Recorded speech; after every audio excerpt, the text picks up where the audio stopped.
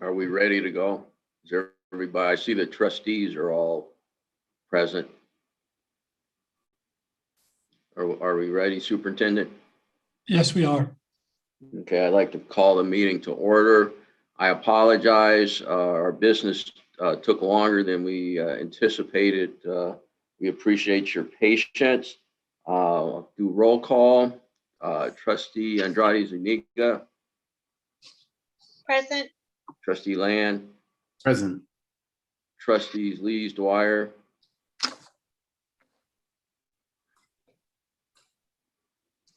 Trustees Lees Dwyer, unmute yourself, please.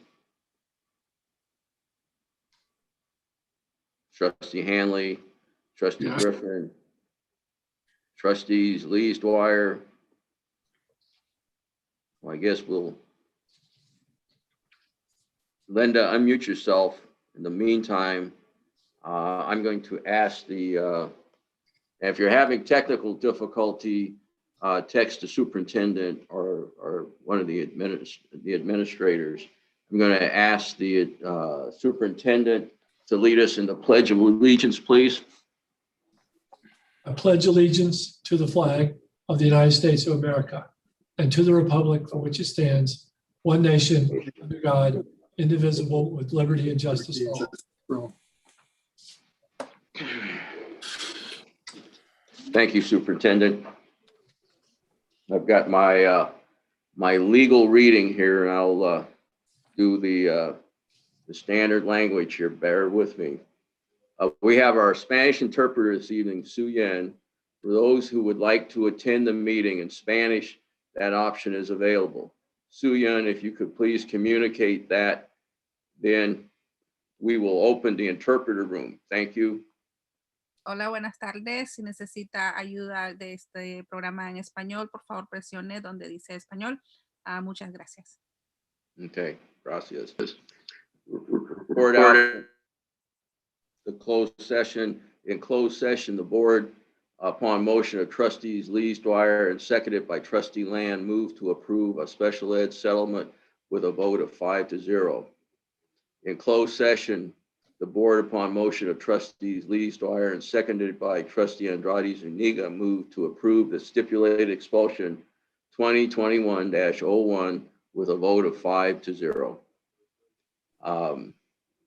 Also, it is a general item. Staff has requested that we pull item N3 from the agenda.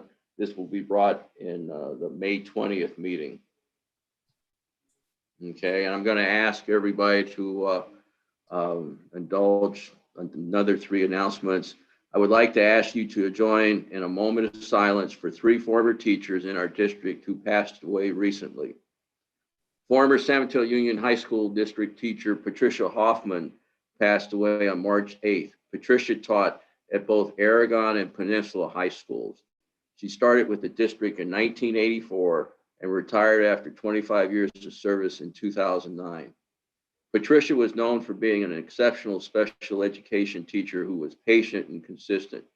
She was loved by Peninsula students for her kindness and empathy. Her motto was, "Believe in yourself." Pat loved her students like they were her own, creating a safe and nurturing classroom environment. Okay, former Aragon teacher Milo Wasden passed away on April 20th. Milo taught at Aragon High School from 1967 to 2003. He taught social studies at Aragon. Milo was known as one of Aragon's giants. One of his colleagues said of Milo, he was utterly disarming, irreverent, smart, funny as can be, and never sanctimonious about the actual job of teaching. Many were quick to express the impact he had on their teaching as a mentor and a leader. Finally, former Cappuccino High School guidance counselor Kate Stillman passed away on April 20th. Kate was a counselor in the district from 1989 to 2003. Her 3 children attended San Mateo High School, and she was extremely active in various parent organizations. Her love for helping high school students inspired her to go back to school to get her master's degree and counseling credential. She was thought of as caring, having a great sense of humor, and was respected by all. Patricia, Milo, and Kate will be missed by all. Please join me in a moment of silence now to remember them.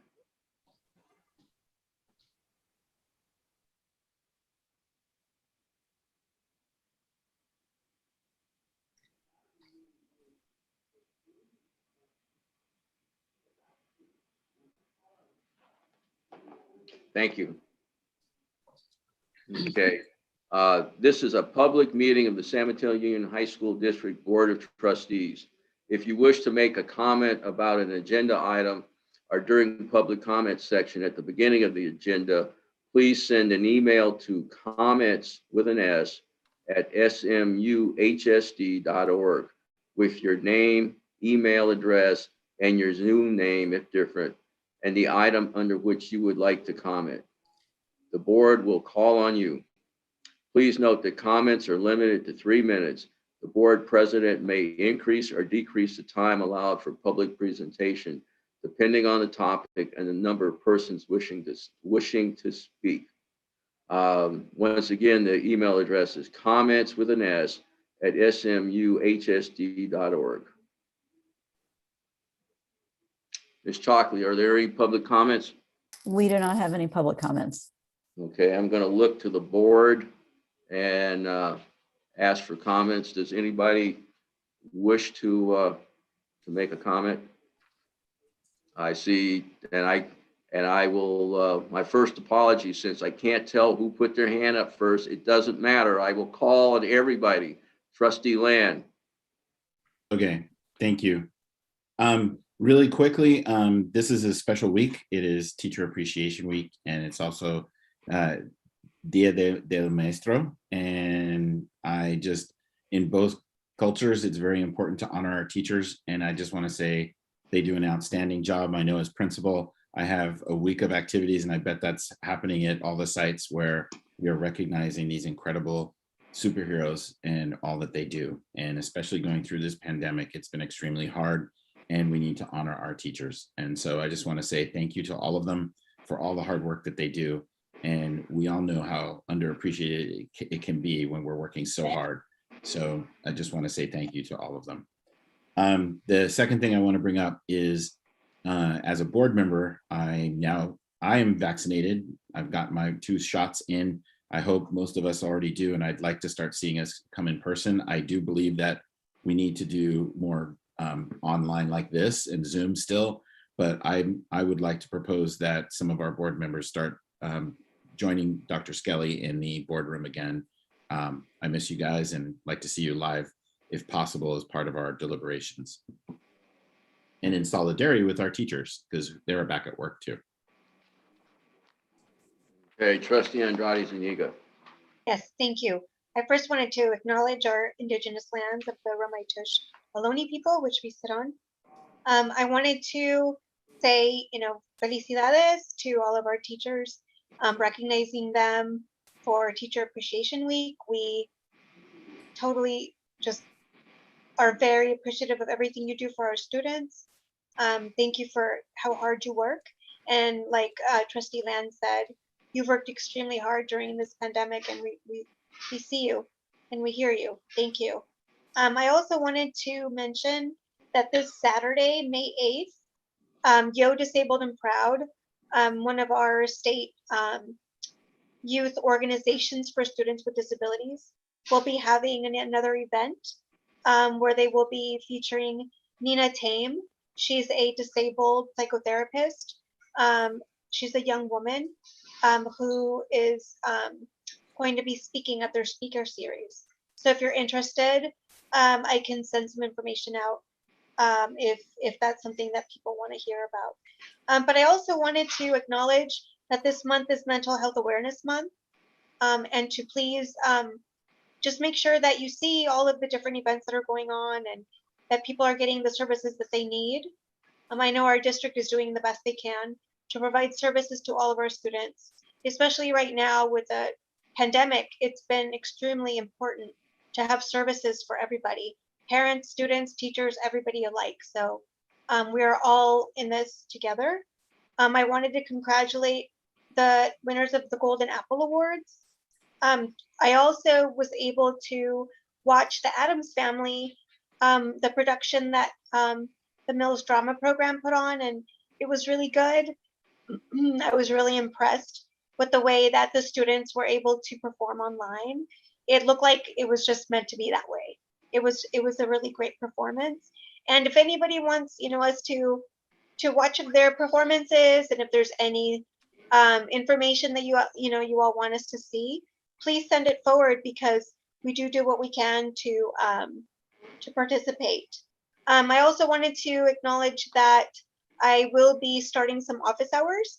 So if anybody wants to speak to me, I'll put that out on my website, and then also I'll make sure that it's out, that maybe we could put it out through the district, that I will be starting some office hours, most likely on a Tuesday morning. So for anybody that would like to speak to me on whatever issue it is, especially the students, I really want to hear from you. So please make sure you take advantage of that. I know it's hard on a morning. So for students, I might hold something special in the later afternoons. Like Trustee Land was saying, we are now able to vaccinate our youth. So we really need everybody to be vaccinated so we can get back in person and see each other. I know I would love to meet everybody in person, since I haven't been able to do that. It's only been virtual. And I think, and then it's AAPI Awareness Month. So there's so much going on. So I think that we can take advantage of a lot of the events. And thank you. That's it. Okay. Any other board comments? I totally forgot. The Kent Awards are this Friday. San Mateo Union High School District is a recipient of the Kent Award. We are going to have it virtual. If anybody who has any wants to be present, please let me know. Board members, you're all invited. Dr. Skelly, I know we have a contingency going to be there, so that'll be nice. And I'm emceeing with Ann Chen from the Hillsborough School District, and we will have our County Superintendent, Nancy McGee, as our special guest. So please join us. It is Friday, I think 4 o'clock. And if you need information, just email me. I'll get you the information. Thanks. Sorry, I have one last thing too. I wanted to recognize Julia Kemke for an amazing event on Friday, our anti-racism event. And it was awesome. And everybody from a lot of people from the district participated. I saw Trustee Hanley there. I think it was great. I don't know if you want to say something about it too, Trustee, but I'm glad that we're doing things like this. And it just shows how much progress our district is doing to be able to do better. So I'm glad that we're committed to that. So thank you. Any other comments? Okay, we're going to move on to item J. There are no communications under item I. Item J, the consent agenda. Does anybody wish to have anything pulled, or is there a motion? I would like to pull J12. J12. Trustees Lee's Dwyer.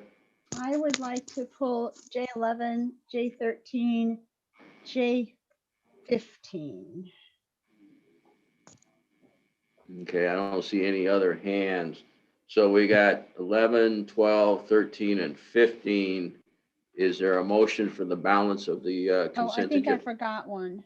Okay. I think I have one more. It's the one on the pools, the pool upgrades. Which one is that? There's so many of these. Which one is the pool one? J. While you're thinking, I'd like to pull J.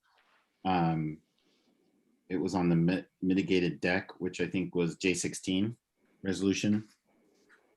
Okay. I'm still looking. I'm going down the list looking for the pool, looking to see which one that is. If anybody sees it. It's a contract for the pools. Nancy, do you know which? Can you find it? J3. No. I'm still looking. I'm going down this list trying to find the. Or was pool. it that was on the contracts, wasn't it? I thought it was in the J items. Well, the contracts are in the J. J1, it was one of the contracts. I want to ask a question about that contract. So we can, however we pull it, I would like to ask a question about it. Did we remove J12? Was that Peter's? Yes, that's the one I pulled. Okay. Well, 11, 12, 13, 15, and 16.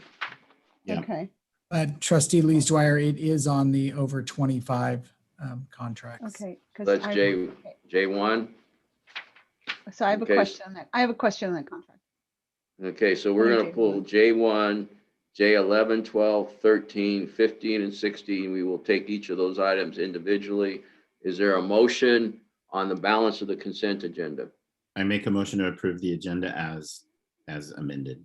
Okay. Second. Is there- Second, Okay, trustee Land made the motion, trustees Lees Dwyer made the second, trustee Andrade Zuniga. How do you I'm vote? gonna abstain. There's been too many items that have been pulled and I don't feel like we have a lot of information on all of this stuff, so I'm gonna abstain. Trustee Land, I vote yes. trustees Lees Dwyer, yes. trustee Hanley. Yes, I'll vote yes. So it's 4-0 and 1 abstention.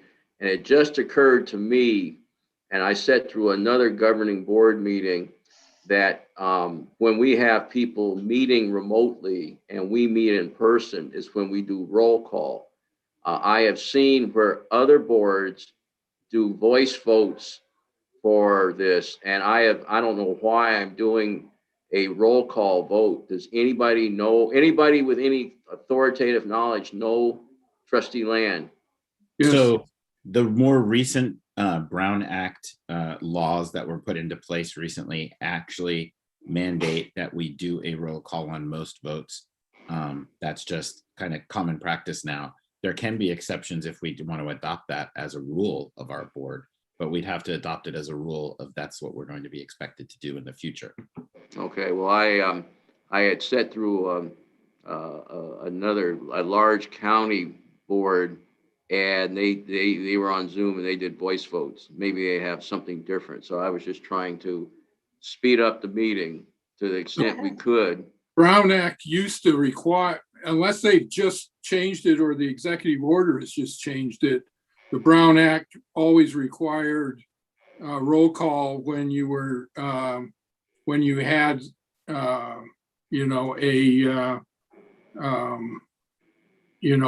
person that was not present. So, yeah, somebody was on a telephone, but not, and I didn't know if Newsom's special emergency order had mentioned it, but I will continue roll call. I'll take and track. If somebody could check that, that would be a big improvement if we could just do voice. But I'm not aware that it was changed, but Okay, please check it. we will. You cannot. So the Jefferson Elementary School District, which I watched, used thumbs up or approval by hand. So you can do it that way as well if it's approved by the board, as that's the rule how we're going to do certain common measures to pass. Okay, well, we are now at the point, we will take that up as a separate item because we've wasted more time. And I started it, it's my fault, but we will attend to it. But just think, maybe we don't have this many more meetings this way and we'll move on. So There's only 5 J1. of us. So Okay, it doesn't J1. take that long. J1. Yes, J1. The question I had is that when you look at the pool maintenance contracts, which is J1, in J1, we're paying 26 grand annually for the BHS pool, which I believe is very much due to the BAC use, where our range for the other schools is between 12K and 14K. So I wanted to find out if we are, if the BAC is contributing toward that, so that our actual cost of the maintenance is more aligned with the other schools. You are correct. As part of our agreement, they pay 50% of the use, including that cost. The other on that pool is also a little bit larger, and there is a second pool that we use at that site, which increases the cost of the maintenance of that pool. Okay, that's good. That's exactly what the end. I appreciate that. Okay. Great. J11. J11.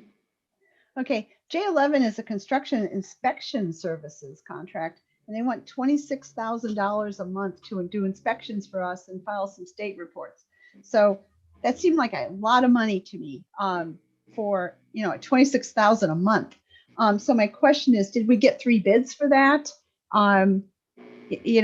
Was this the best bid we received? Yeah, so DFE, who is providing these services, and these are the required DSA Inspector of Record, IOR, services.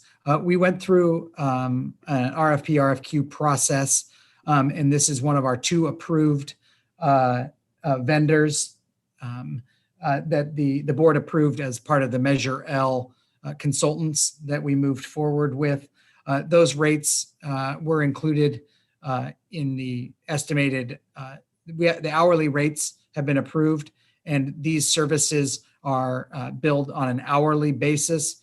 They note the amount because IOR services are not allowed to be capped because of the potential of DSA coming back and saying you need to do X, Y, and Z. So we can't legally have a not to exceed contract with our inspector of record, as it could limit the inspections that DSA might require. But the hourly rate has been approved when we did the RFP, RFQ process, and the board has selected DFE as one of its 2 approved vendors for our Measure L process. The $26,000 is for 2 projects. It is for the Mills and Cappuccino project. So, when you look at them individually, it's a little bit less, but these are significant projects. And so that's why the cost is that. They are included in the approved budget, the board approved budget, and these estimates are in line at about $180,000 average per project. Well, they're very, there's similarities, very, Correct. A lot of similarities between the 2 projects. So, I'm always looking to see if we can get some sort of break. In the future, I would really appreciate it if when we have contracts, large contracts that you believe belong on the consent agenda, rather than us actually hearing about it and learning more, that you provide enough detail, like this is part of approved, this is an approved contractor, this is, so that way we are assured that, do you know what I mean? That that the things have been done that need to be done. And I'm not real comfortable with having a $346,000 contract on the consent agenda, but that's another issue. Okay, so my next one's 15. So Bob, do you want to go to Peter for 12? Okay, Peter, for J12. J12. Yeah. My question was, well, I had 2 questions.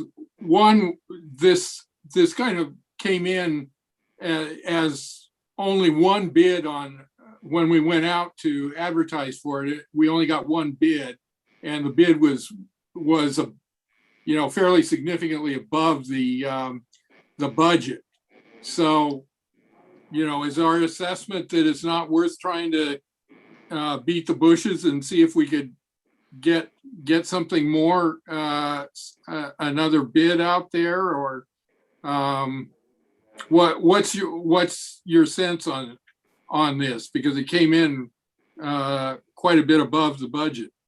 Yeah, so when looking out and given the number of bidders, so this went out to public bid, and the 1 bid was what we received, and that really is the market cost at this point.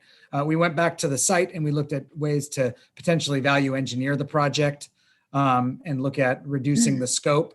And the site foundation, which is covering the cost of this project, noted that they wanted to move forward at the bid costs. There's no net cost to the district, and so we made the recommendation to move forward at this point. Okay, because at least on the agenda, I have it says the project is funded by, and then it's blank. Yeah. Oh, So Sorry. who's funding this? so the San Mateo High School Foundation is funding this project in full. Okay. Okay. Trustee Land. So my concern was, how is this connected to when we talked about getting all of our schools video surveillance? I thought it was going to be funded that way. So when I looked at the blank, I assumed it was based on what we did last year and approved last year for all of the video. So how is this one different from what we passed last year? So at this point, I'd like to have Todd Lee, if he is to pull, because he was there during last year's construction, and he can note the differences. Todd, are you available? Yes, sir. So at the conclusion of the initial installation, the San Mateo folks went around and identified some additional camera locations. I want to say it was about 16 additional cameras that they wanted to have installed. It was the view of the district and the CBO at the time that the original installation was consistent with what the district's plans and locations were. And this was kind of an additional project. And so Ms. Shu decided to have the foundation cover the cost. And that's how this came to be. As far as the cost overage, market has been a little hit and miss on this kind of projects. I think in part, Edgeworth was the contractor who performed the initial installation, and probably some folks felt like they would have an advantage on this. So it probably is the reason that it attracted a little less attention. I think we had 6 at the job walk, 3 pull drawings, and only 1 bid. The only other question I have is, so it's definitely, obviously, since it's the same company, it's going to be very compatible with what we originally did at all the sites, right? Correct. It's the same designer who did the design, the same specifications for the Avigilon cameras and systems, and the same installer that did the original installation. I guess my last question is, my concern is, now that San Mateo is getting additional, do other schools, are they going to foresee doing the same? We have not heard of any request from any of the other sites for additional cameras. I think they're satisfied with their coverage.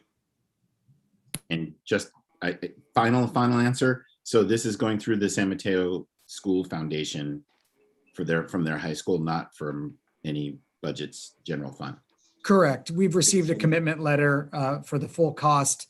We had a commitment, have an updated commitment letter from the foundation for the full cost. Linda, you were talking to someone else, right? Not Well, yeah, 3-year-old just walked by with a unicorn cone. okay. And I had to make just a checking. comment. I wondered if he was really excited to hear. Sorry, he was, well, if you saw the ice cream on his face, it was very cute. Hi, Okay, Luna. just making Like, what's sure. going on over there? Yeah, I'm having too much fun. So I'm I make trying a to. motion to approve this. Well, hold on, let's, because we didn't act on, We have the others too. Oh. yeah, so who requested J13? Me. Okay, so J13 is a $7 million contract, and I know that it, doesn't have well, it does have an educational impact because it allows us to have better air quality in all of these classrooms, which is incredibly important given what we've all been experiencing in this pandemic. So I would really prefer to have a presentation on this. Is there a way that we can have that? Yeah, we have a presentation available now. Okay. All right, and I will ask Todd Lee from Greystone West to walk the district, and just to make sure to clarify, the presentation is what we're asking the board tonight is to approve the schematic design, the budget, and the timeline of the project. We will come back with request to go out to bid for this project and to bring the contract back as well. So tonight we'll see the schematic design, budget, and timeline. And so I'll turn it over to Todd Lee from Greystone West. Thank you. So can we have the next slide, please? So the project team, the architect for this project is QKA. Obviously, we're the construction managers. We've got a structural engineer on board because there is some required upgrades to carry the loads for the units on the roofs. And then Costa and Omeni and Meyer are familiar with Burlingame High School from past projects. Next slide, please. So the scope of work is the built-up areas, which does not include the clay tiles around the mansards.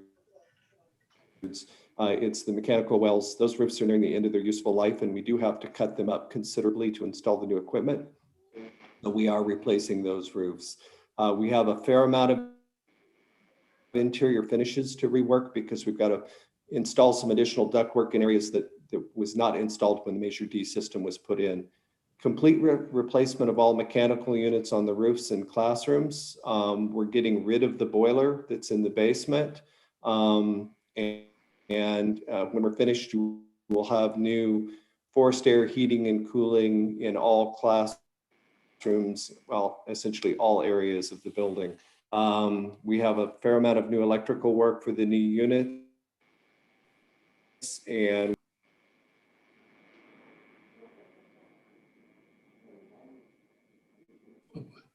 He's muted. Todd, you're muted.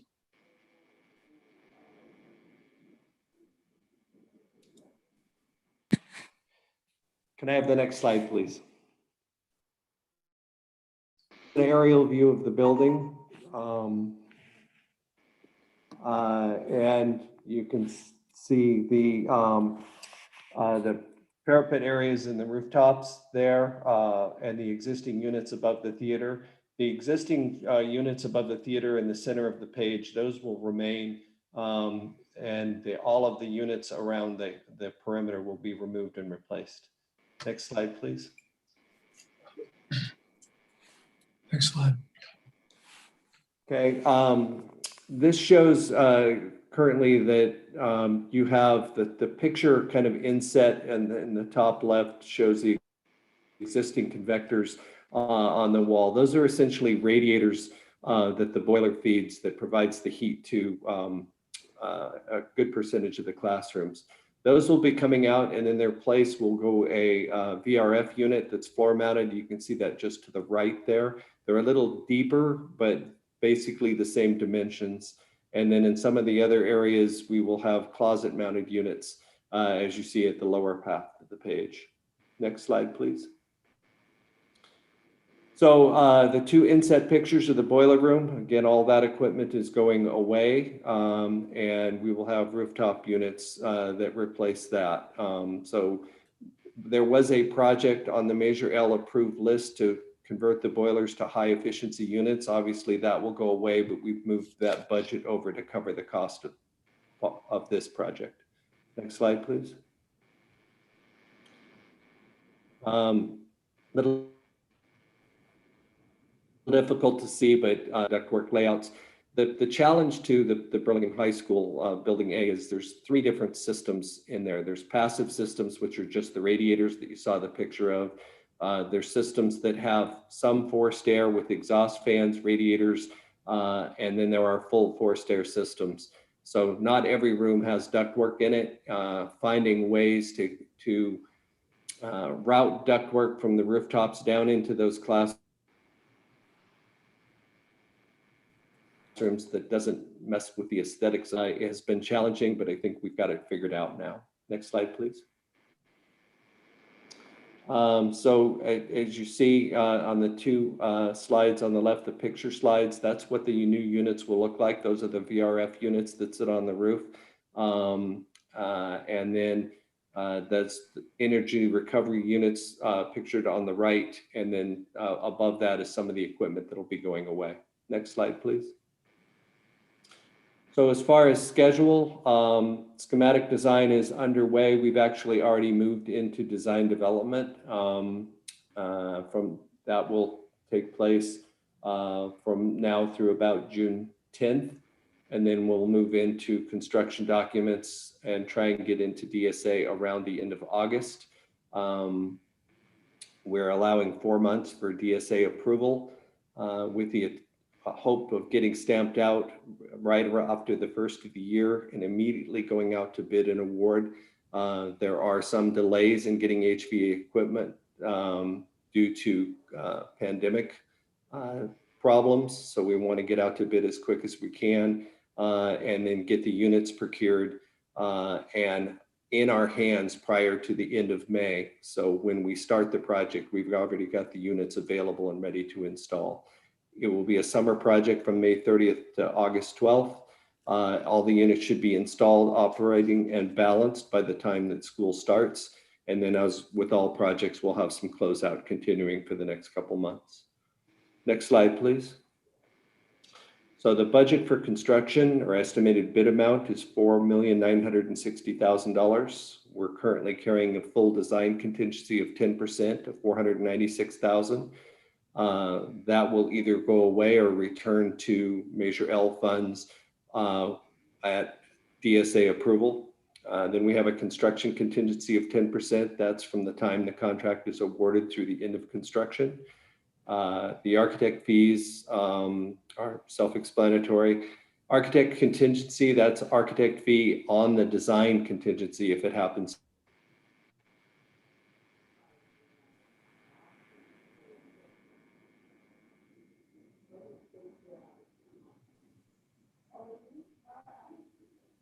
$1.116 million. 3.2 of that was already slated for the boiler replacements at Burlingame, which we will no longer have to do. About $1 million was slated for roof replacements, which we no longer have to do. And then we had about 2.5 in for the HVAC replacement at the building. So we're fairly close to the budget. I think we're about $1.2 million over what was originally slated in Measure L for the work at this campus. Next slide, please. And with that, I'm happy to take questions. Board have any questions on that item? I have a comment. Okay, please. That was an excellent presentation.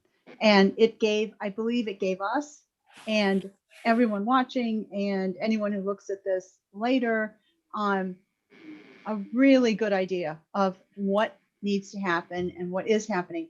You really showed the complexity of the project, what drives the cost. It's very large, very complicated. And I think particularly you're sharing at the end that we'd already had items in the budget that the funds from those items will be used then on this and there won't be any redundancies. I think that's very, very important for everyone to know. So I thank you for this presentation. Trustee Land. To save brevity and time, just ditto. Linda did a great job. Okay. So then we got through item J13, J15, Trustee Okay. Handley. I think that's your item. No, it wasn't mine. J15 is mine. Sorry. This is a contract for, I want to say $1.2 million. I'd have to pull it up again. But we only got only one bidder. Why didn't we go back out on that? Because that's a lot of money. So this project is a summer of 21 project. Our full bid right now, this is a design build, which the Right. board approved at the last. So what the board's being asked to approve right now is the general contractor. And so that's their overhead, general conditions, and insurance. I have to pull the number, but I think it's about $235,000 at this point. The next step of the $1.2 million overall cost for this project. We'll be getting the sub bids in the next few weeks. And the reason we had actually moved to a design build, one of the reasons that we moved to that was the timing of this project in order for it to be completed in the summer of 2021. EF So Brett the is a reason we qualified. didn't get it, reason we didn't go back out for another bid because only out one is, It was number Timing? one. We felt that the costs and the contractor that did put in their bid was a quality contractor. I've worked with EF Brett several times, and as well as the timing of the project. If we went out again, likely the project could not be completed in the summer of 2021.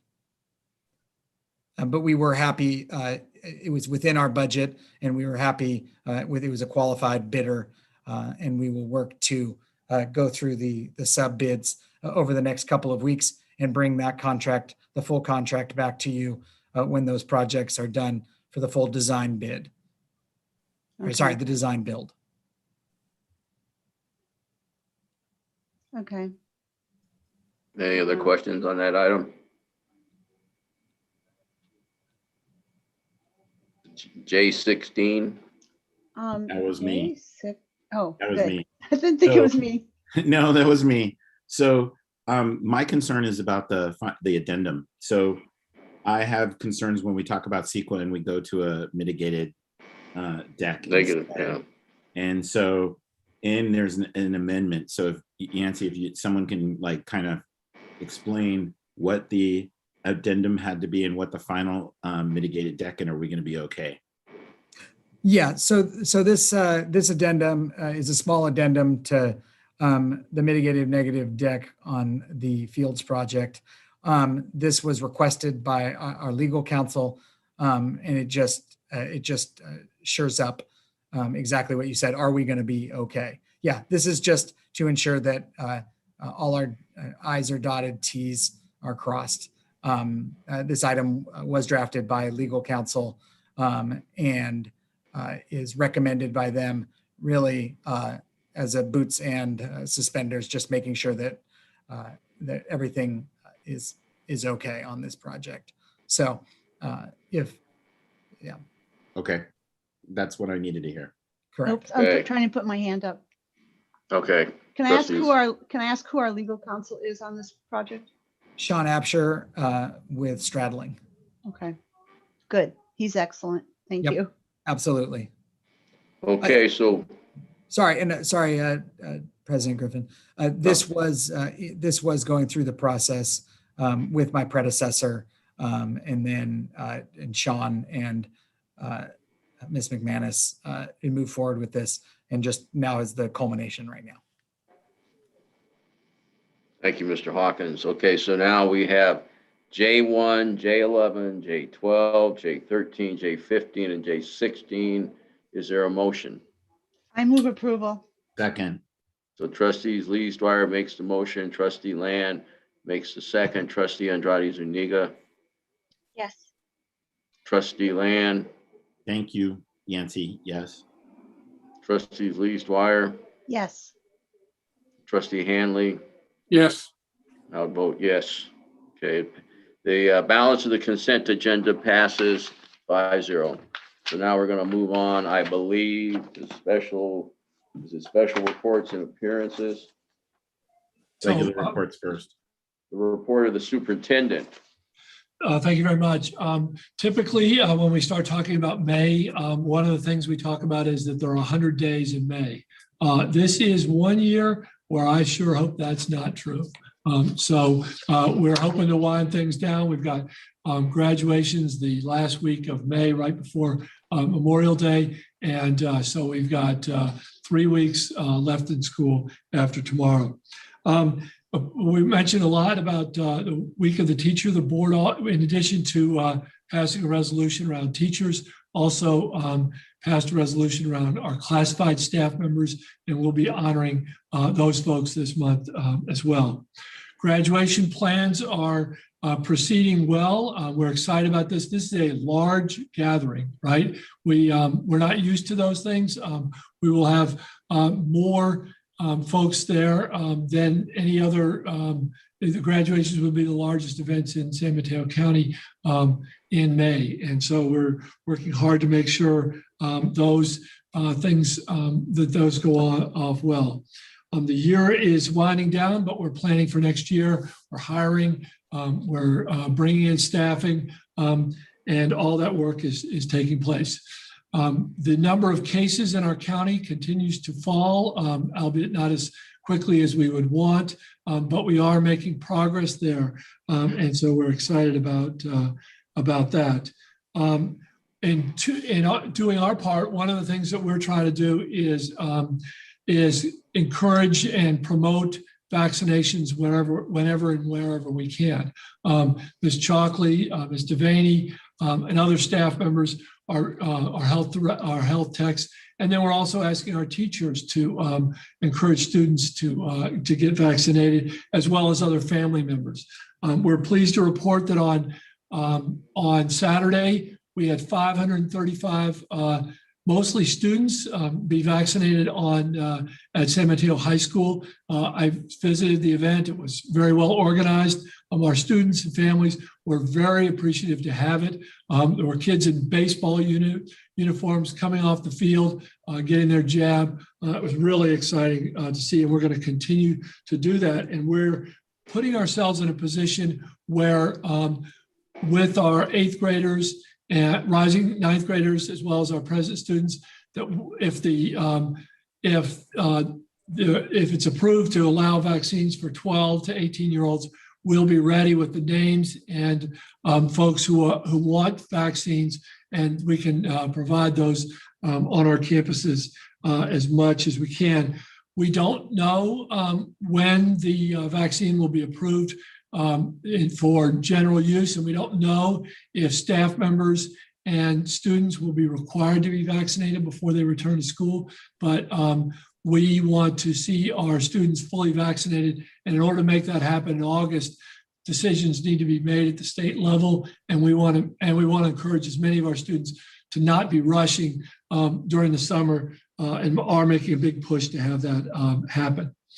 I mentioned about the work going into next year. I want to let folks know that next Thursday will be the board study session around the budget. That will take place at 7 o'clock. It should be a shorter meeting than this one will be, and we invite folks to see that event. That concludes my report.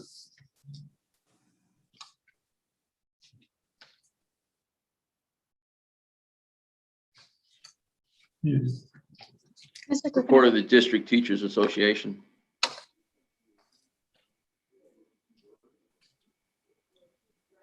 Mr. Childress. No, I'm here. I was expecting the students to go first. Oh, I'm sorry. I apologize. Well, I'll back it up. That was the second or third apology. So the report of student board member. Thank you, Mr. Griffin. Hi, everyone. I'd like to thank all of the board members that are here tonight, as well as our wonderful teachers. It is Teacher Appreciation Week, and I just want to say thank you to all the teachers. The students are really grateful for all of your work, both adapting in the beginning of the year to online school, and then again, readapting to the hybrid in-person online students. We know that teachers put in a lot of work, and it's been really helpful for all of us students. So I just wanted to say thank you. We also wanted to thank the district for working hard to allow our juniors to take the SAT recently. We're really grateful to have the opportunity to take it at this time, considering the circumstances. The students have been working with admin to plan graduation and senior events. We just wanted to make sure that the seniors graduate feeling celebrated, especially at this time. The main concern from students that we've been hearing is that the regulations for return to campus has prevented students that are in person from going to either counselors during office hours, as well as moving between in-person classes during office hours. We know that it would be really helpful if we could go to different classrooms during office hours, especially as finals are coming up and students are needing more assistance from their teachers and counselors. So if we had the opportunity to kind of move between classrooms and get help from different teachers during that period of time, that would be really great. I'm not really sure what the restrictions are during the, like with the health regulations, but if that's a possibility. I know we don't have much time left within the school year, but it would still be super helpful. I think that's it. Thank you. Mr. Childress, your report. I apologize. I was looking at my agenda sideways and my old eyes jumped to the wrong line item because I panicked. So go ahead, present your report, sir. Don't panic. This is easy. Good evening, President Griffin, members of the board, district cabinet. First, I would like to recognize, just impromptu, I'd like to thank everyone for the accolades and recognizing the Day of the Teacher and recognizing the Week of Classified Employees Week. I think it's really important that, it's oftentimes that we often forget about how hard people work when it becomes routine. And it's I think Dr. Skelly said in one of his messages that it's not an accident that May is the time that we often thank our education employees. And so thank you for that recognition. Also, I want to thank the board for continuing to recognize the losses in our district and of our, some of the icons of our district. I mean, when I was a student at Aragon, Milo was truly a giant, and they'll be missed. And the contribution that Ms. Hoffman made and Stillman made, it can't go. It's good that it doesn't go unnoticed. So I appreciate that time and that recognition. Okay, so I would like to recognize the induction program team and especially the efforts of Sabby Hopkins in the effort to implement a truly meaningful and relevant program that will not only support our new teachers, but will also help attract the best available applicants in the future. That future is close at hand. The first day of the fall semester is just over 90 days away. The month, sorry, it's got some bad audio here. That future is close at hand. The first day of fall semester is just over 90 days away. The month of May often brings a feeling of the home stretch with discussions of AP exams, finals, and graduation. This year is no different. In fact, after tumultuous 2020, that home stretch seems even more welcome, not only in terms of the rituals of commencement and completion, but also in terms of the outlook for the public health of our communities as we continue to make strides in the battle against this pandemic. This year, the summer break seems even more idealistic for students, families, and staff alike. That said, many of us are also becoming increasingly anxious about the focus on the immediate and the lack of the meaningful planning for the fall. As you've heard me say so many times, thoughtful and timely planning allows us as an institution to be flexible and nimble in this uncertain environment. While things are looking more positive today, we really don't know what the fall will look like. That's why it's imperative that we have the hard conversations now about contingencies, protocols, enhanced learning opportunities. It would be irresponsible and foolish to believe that it's all just going to be back to normal. We need to be thoughtful. We need thoughtful planning that involves all stakeholders, which brings me to another presentation before you tonight, specifically the proposed district-wide bell schedule. There certainly are some benefits to a consistent bell schedule, and it also makes sense to begin the discussion of instructional models sooner than later.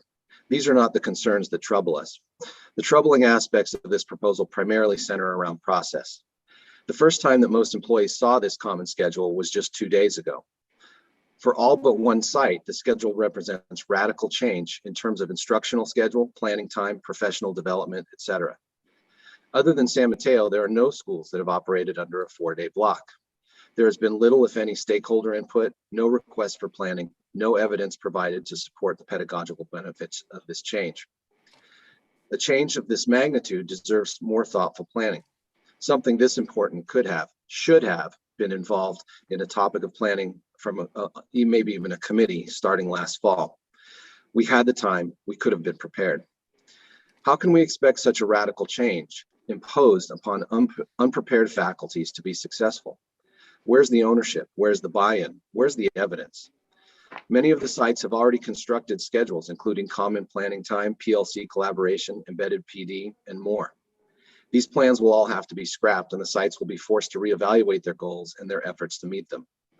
Nearly 85% of our teachers have never taught in a 4-day block. Where's the training, the planning, the PD? Consider the necessary changes in curriculum delivery, projects, homework assessments. The San Mateo faculty spent countless hours of PD time preparing to accommodate the shift to their present schedule. Also, don't overlook the fact that was also previously mentioned. This change would be the 4th time in 12 months that all of our educators would be required to reinvent their teaching practice. Make no mistake, this is not a personal attack on the intent of district staff to address necessary planning, nor is it a categorical condemnation of a 4-day block or an aversion to a common schedule.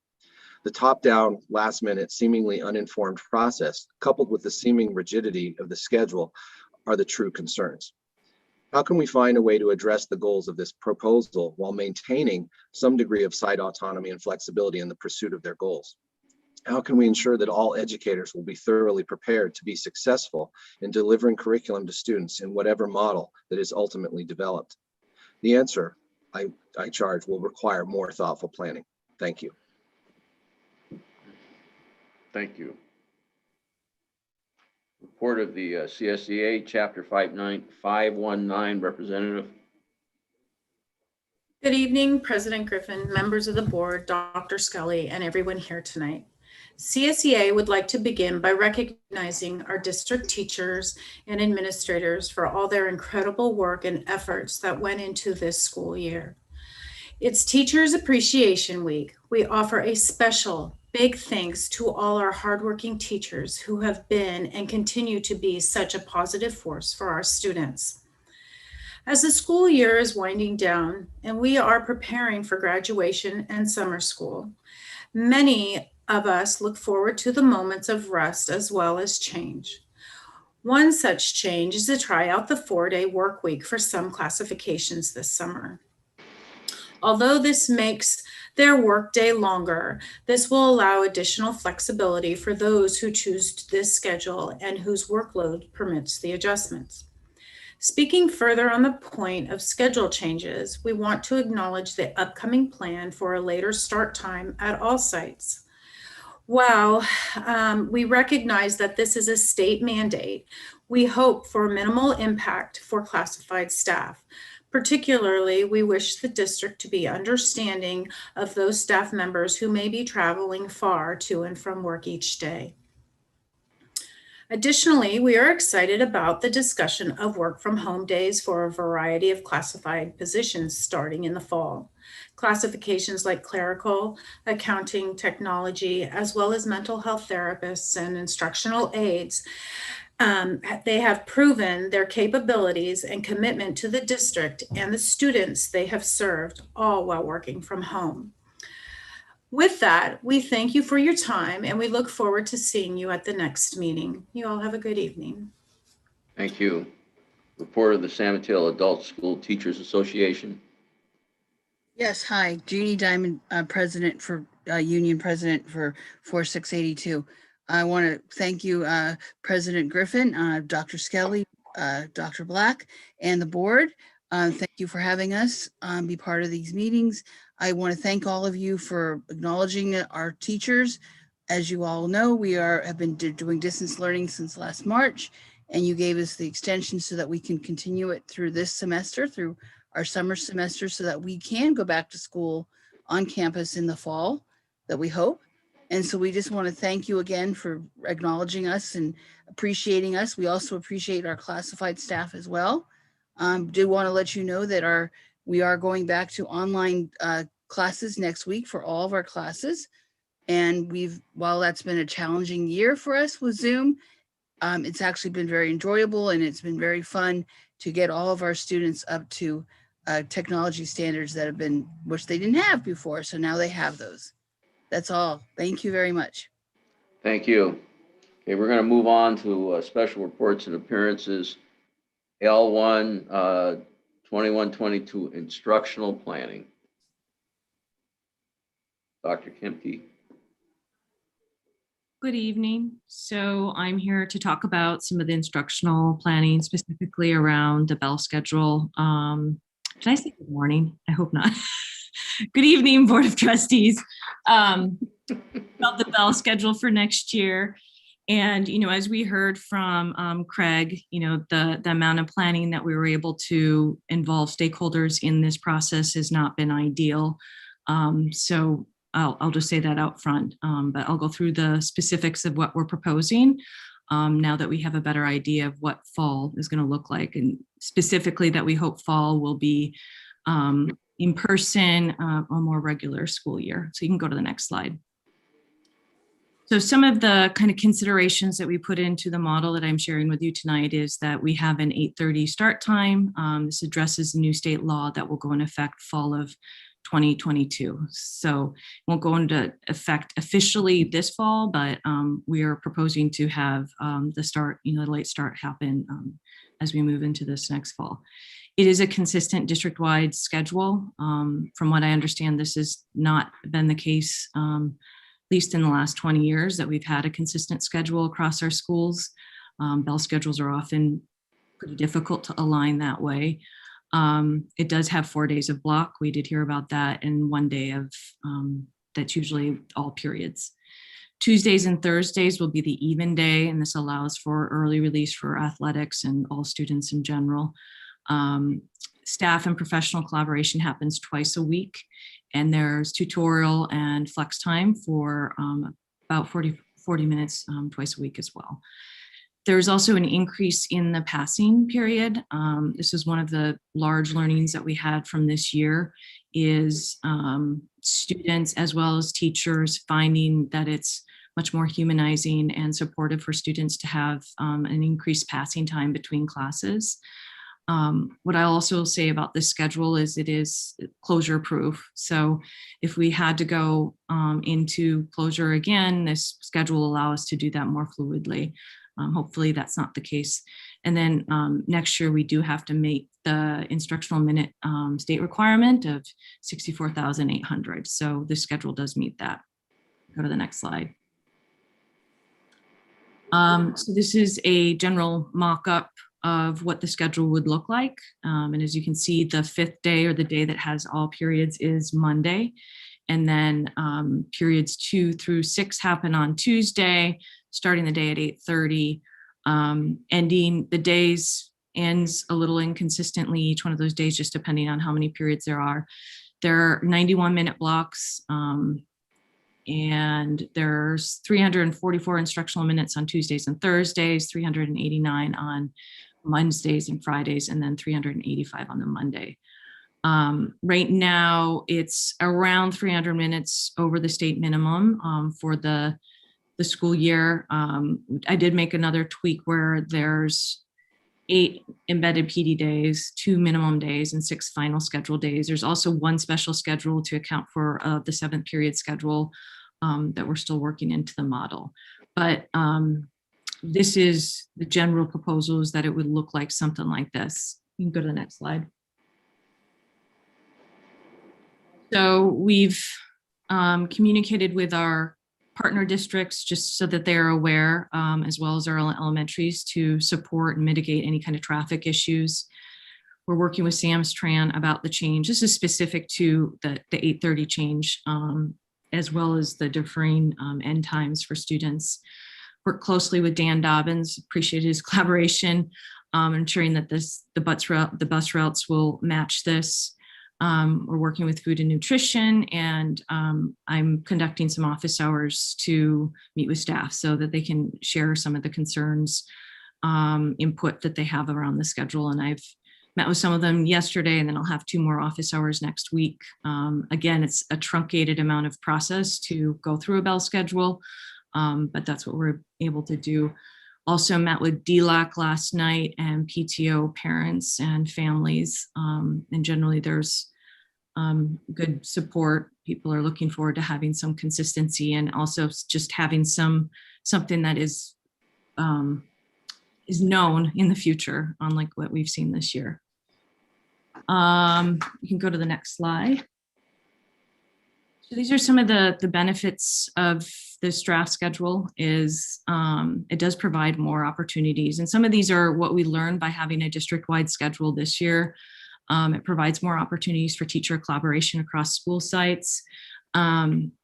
We have seen, there was a pilot done at Mills a couple years ago where there was a decrease in the amount of homework that students felt because they have fewer classes to manage each day.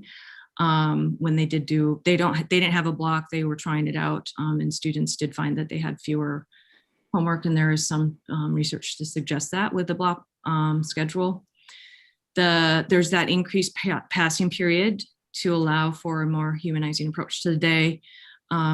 We have looked into some of the research around this as well, allowing students kind of the cognitive break to transition from one content area to another is known to be supportive of students. And I'll say, there's not everything about the schedule is popular, but that one has come up as most people are very supportive of from our teachers and families and students. There's the embedded supports for students either through a tutorial or flex time. There's the consistency for families who have children at multiple schools. All of our schools will be starting the same. And the later start was favorable to some of our families with younger students because the elementaries generally start a little earlier, allow for an easier drop off.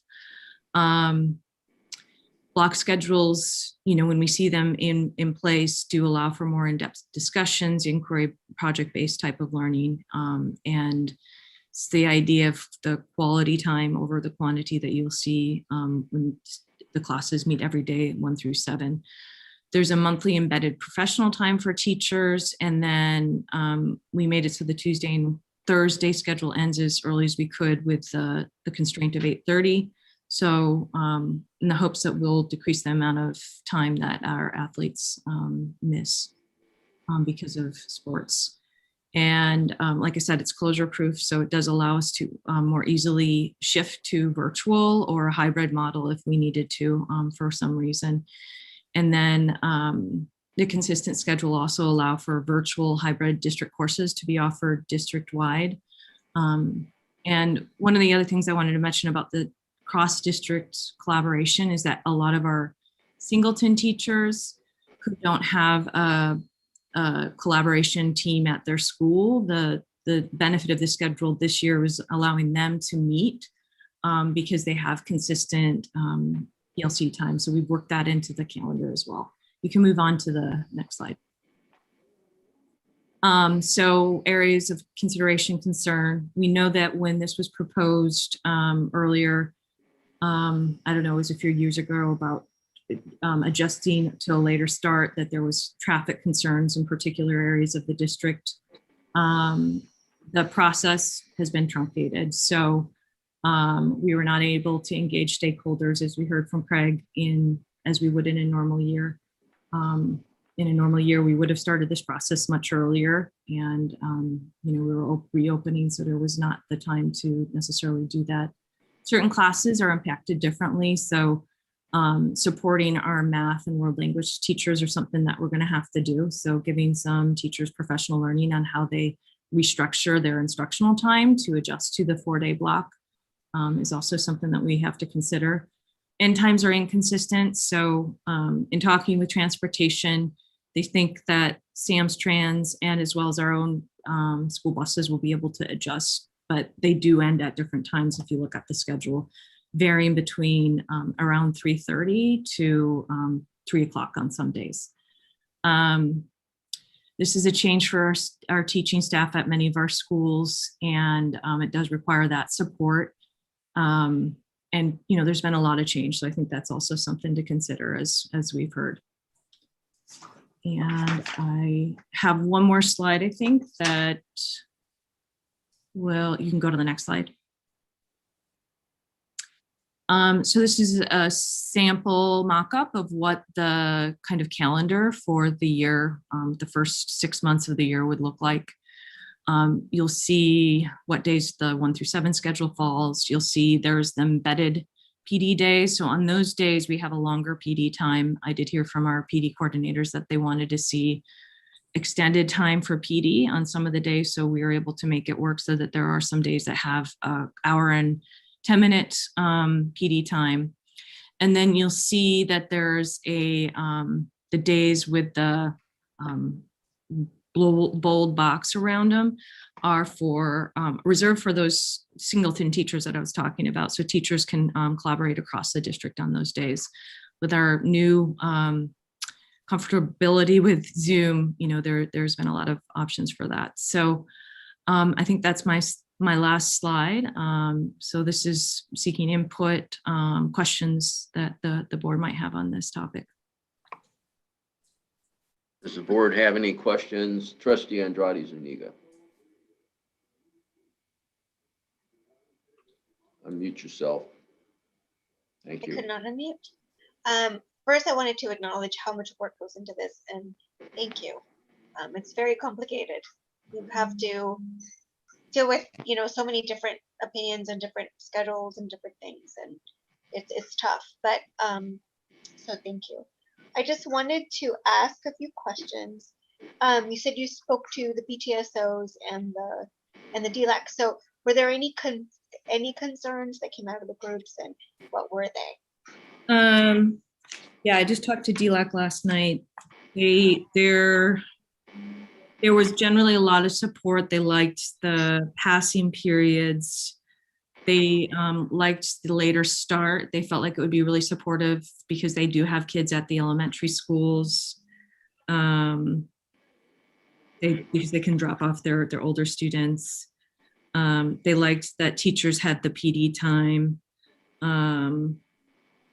They did have some concerns around, you know, they had some questions because I mentioned how our math and world language teachers would need some additional support on this. So they did want to understand why that might be. So it, you know, explained that oftentimes teachers in those subjects like to see the daily practice. And so it does, you know, it does require us to support the teachers in shifting their practice so that it does adjust. But districts that have double blocks, you know, it doesn't decrease student learning generally, but it is a change that, you know, you have to support.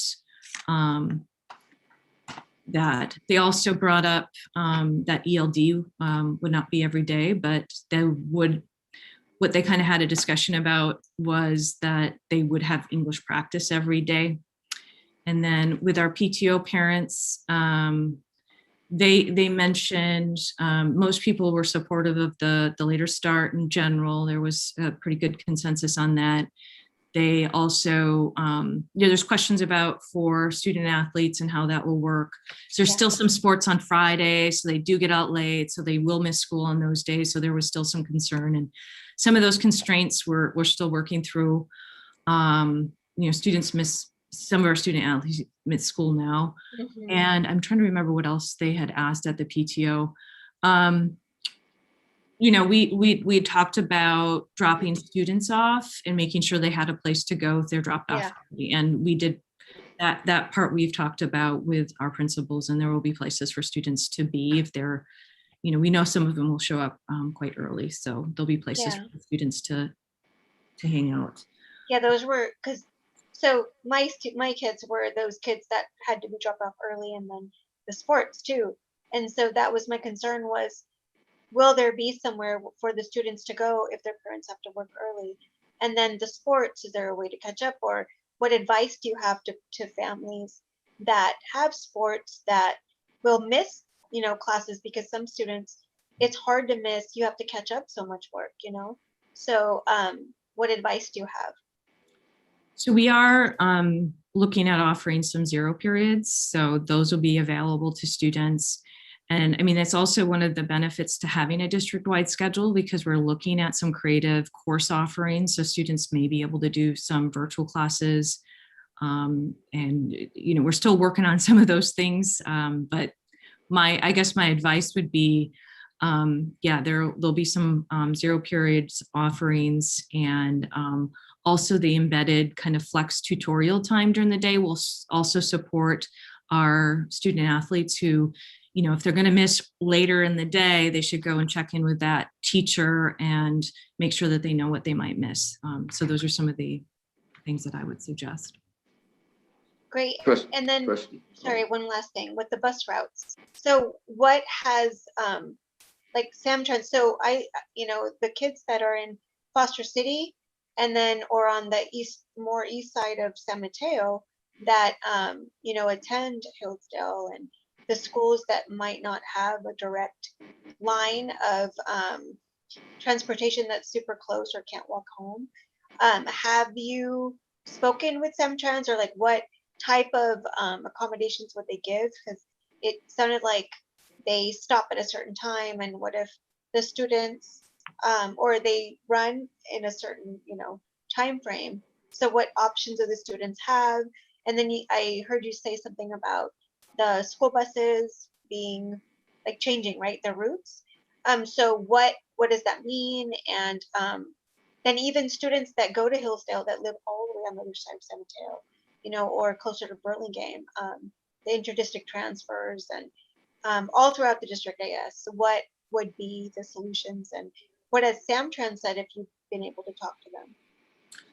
So we're waiting for a finalized kind of schedule so that we'll communicate. But what happens in what I understand happens, as Dan Dobbins has shared with me, is that we share with Samtrans our schedules, and they do make some home to school routes specific to school days. So they'll base it on when we get out of class. So those Samtrans schedules will be in place for students. They're just going to adjust them based on our schedule. And so in the next couple days, I think he will fill out a survey to kind of say, this is where, you know, how many students, and this is our schedule going forward. And then for our own transportation, you know, they're just going to be adjusted based on our timing. So I've talked to them a few times, and, you know, they feel confident that they're going to be able to serve students the same way that they have, you know, up to this point. My last question.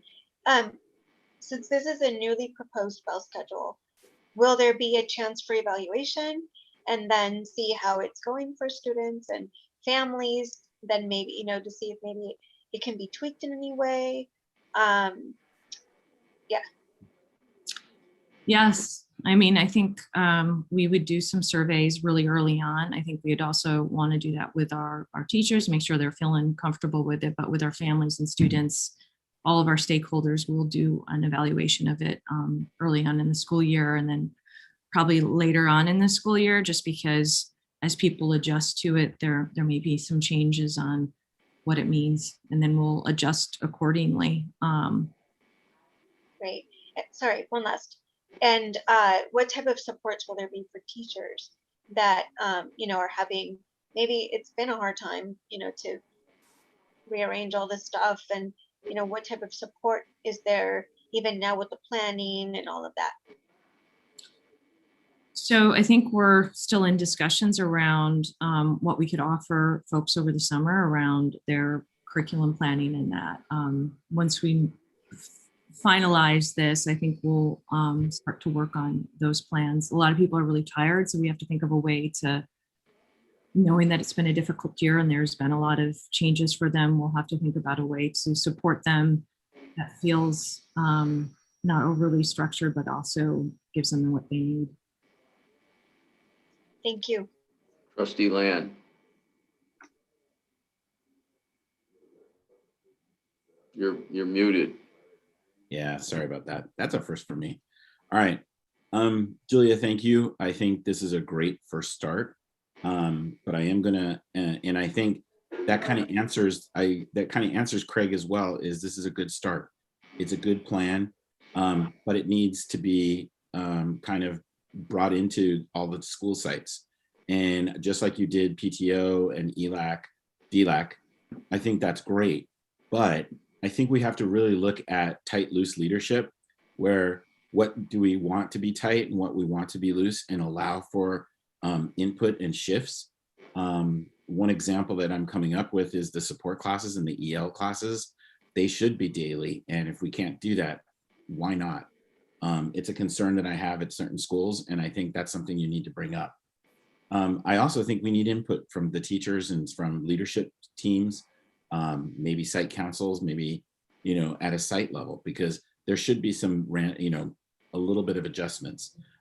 So I would really ask that we consider from the district perspective, what are we going to be tight on? What's the have tos, and what can we kind of lighten up on and allow for some flexibility? And just giving you some of those examples. I am really glad, because I was really kind of concerned that you were not going to have any zero periods. I think zero periods are going to be critical for flexibility.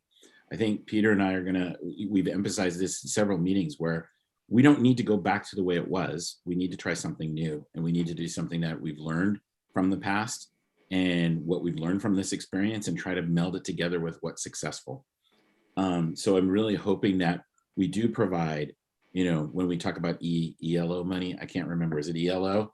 It's like, I remember the 70s group.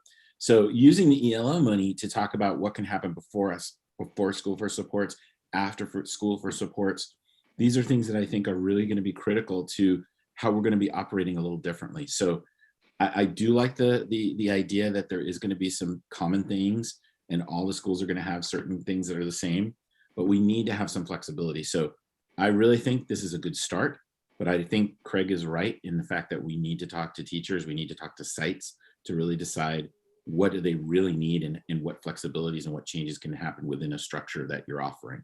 So I think, again, a very good first start, but this needs to keep going and iterating.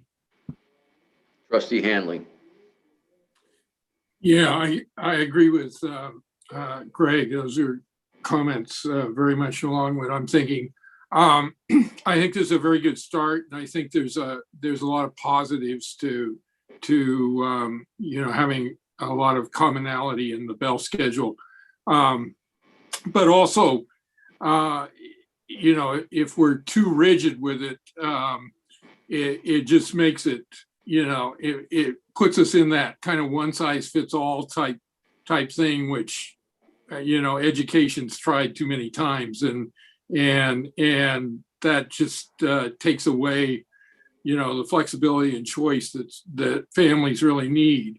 So what what I really want to encourage is certainly the 0 period is important, but I continue to want us to take a look at what can we do that's innovative to provide classes and flexibility, and, you know, late afternoon classes, evening classes, you know, they use our facilities better, use our resources better, that provide opportunities for families that maybe don't fit into this model as well as other families, or maybe even most families do, but really give opportunities for students and families to exceed and succeed and give us a chance to innovate some ideas, and, you know, maybe provide some college classes, and you know, some real advanced work, some additional support work, some tutoring. I just think we need to look at how we can you know, bring back something that's different and more supportive as we're returning from, you know, this pandemic that's really just shaken everything up. So those are my comments on this. Any other comments? It's for input. I guess no action is necessary. Thank you for the presentation. I was glad to see that, you know, one of my concerns about the change to the late start was what was going to happen to the students, and that was good to hear.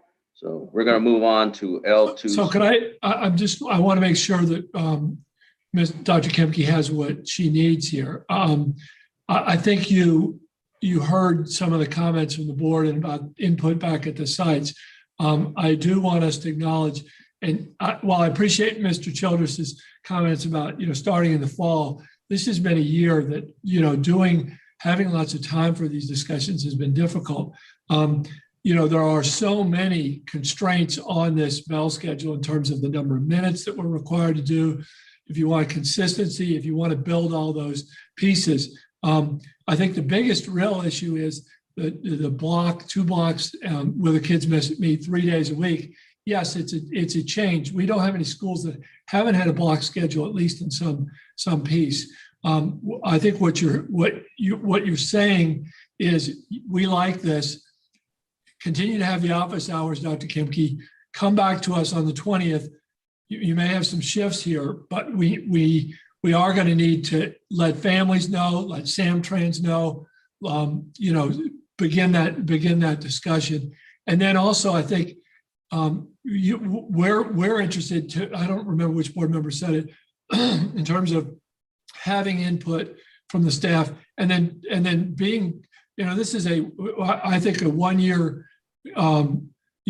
policy, and that we would really look at the feedback that we get, how does it work, and then look at making adjustments for next year. So I'm just trying to get some closure here, so we as staff know what to do next. Trustee Land. So I'm going to push on that a little bit. I don't think office hours are going to cut it. I think you're going to really have to go to the sites and really look at it. I think I hear what Kevin's saying, Dr. Scully is saying, and to some degree, I agree. I think, again, you have put a really good framework together, and I appreciate that. And I think, kudos to the work that you've put in.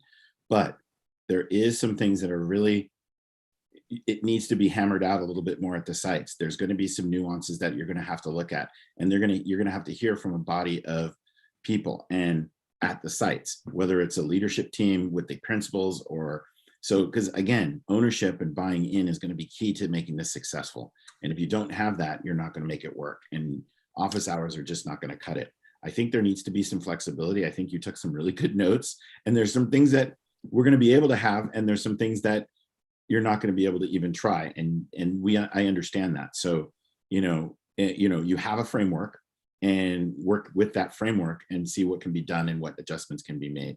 Because again, what things that were brought up are important to bring into consideration. Like we talked about innovation, we talked about flexibility. I mean, these are things that really do need to be part of this. And I didn't see that yet. So I think hearing what Dr. Skelly is saying, I think overall, yes, you have a framework, but there's some adjustments that need to be made. And I know it's not going to be easy, but we need to do it before we make a final answer. Trustee Hanley, last word. Yeah, I think the nuances are important. I think you can hear from the sites and try to meet, some of the tweaks that may be necessary. I mean, you're not going to get unanimous consent on it, on this thing. You're just not. In fact, I don't know if we get unanimous consent on anything in this district. But I think if you listen carefully, you can meet some of the nuances that may be necessary to make this thing work satisfactorily. But I think there are advantages to going to blocks, particularly where as you pointed out, there's advantages to having 90 minutes to really focus on instruction. And I think we're going to, we've got some students that have done very well in this Zoom environment, and then we've got some students that we know have done very poorly in this environment. And we need to be able to spend the time necessary to address a variety of needs that we're going to encounter in the next academic year. And I think the block scheduling actually offers some advantages in that area. So, Trustee Andrade. Trustee Andrade Zuniga, the last word, which was 3 speakers ago. I have one last question. Ellison, since you're going to be using the schedule next year, what do you think? I personally really like the block schedules. I think it gives teachers an opportunity to take a whole class period. I feel like looking back on last year and comparing it to the block schedule to our Wednesday schedules, which is all of our classes in one day, I don't think 50 minutes was enough for a class period. And I know that the block schedules can be a little bit lengthy for some students, and I completely understand that. And I want to acknowledge those students who struggle with such a long period of time. A lot of my teachers have been providing like quick 5-minute breaks in the middle of those block periods. And I feel like a lot of teachers can make short changes or just provide breaks within their schedules throughout the class time to support some of those students. I personally think that the block schedules are really helpful, although I also think it's important to consider classes like language classes and EL classes because that kind of practice is really necessary in those types of classes. And I think seeing your teacher only couple to 3 times a week isn't enough to get that kind of practice in, especially when you're graded on these things. So I'm not too sure. I don't have an answer to some of those problems, but I personally enjoy the block schedules, and I think that if there are ways to provide maybe 0 periods for those students who are in different language classes, that might be really helpful. But overall, I like the shift that we're going to next year with the 8:30 start and the multiple schedule the classes. Okay, well, thank you for your input. It's always welcome. So you have enough guidance and direction. Yeah, and I'm glad we gave her the last word. That was good. You just had the last word, and that was the last word. We're moving on to L2, special ed update. Thank you. This is, we'll bring, I think Dr. Wade is she, do I see her? Yeah, okay, here she comes on the camera. I think, Dr. Wade, am I to introduce our new assistant director, or are you doing that? I'm happy to do it. Okay, all right. So we have a special guest here, so go ahead. All right. Well, good evening, President Griffin, board members, Dr. Skelly, cabinet, and community members. It is great to be here with you. This is my first opportunity to present to the board, and I appreciate your interest in the work of our Department of Special Education supporting students across the district.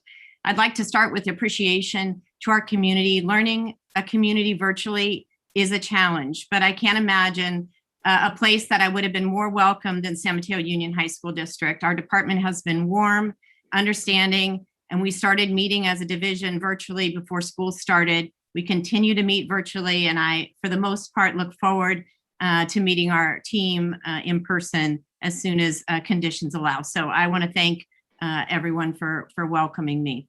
I'd also like to start with some gratitude for Mr. John Bartfield, who has been our Special Education Assistant Director for 3 years. He has served as a supporter of our staff and community, and he's leaving us to serve in Pacifica School District, and he will be their Director of Student Services and Special Education. And we want to thank John and wish him well in his new position. I know he will be missed.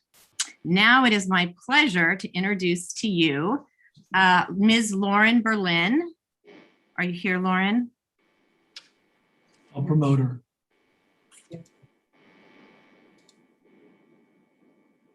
Okay, so I think she's here now somewhere. Maybe you could take the screen down just for a second here. Welcome, Lauren. Hi.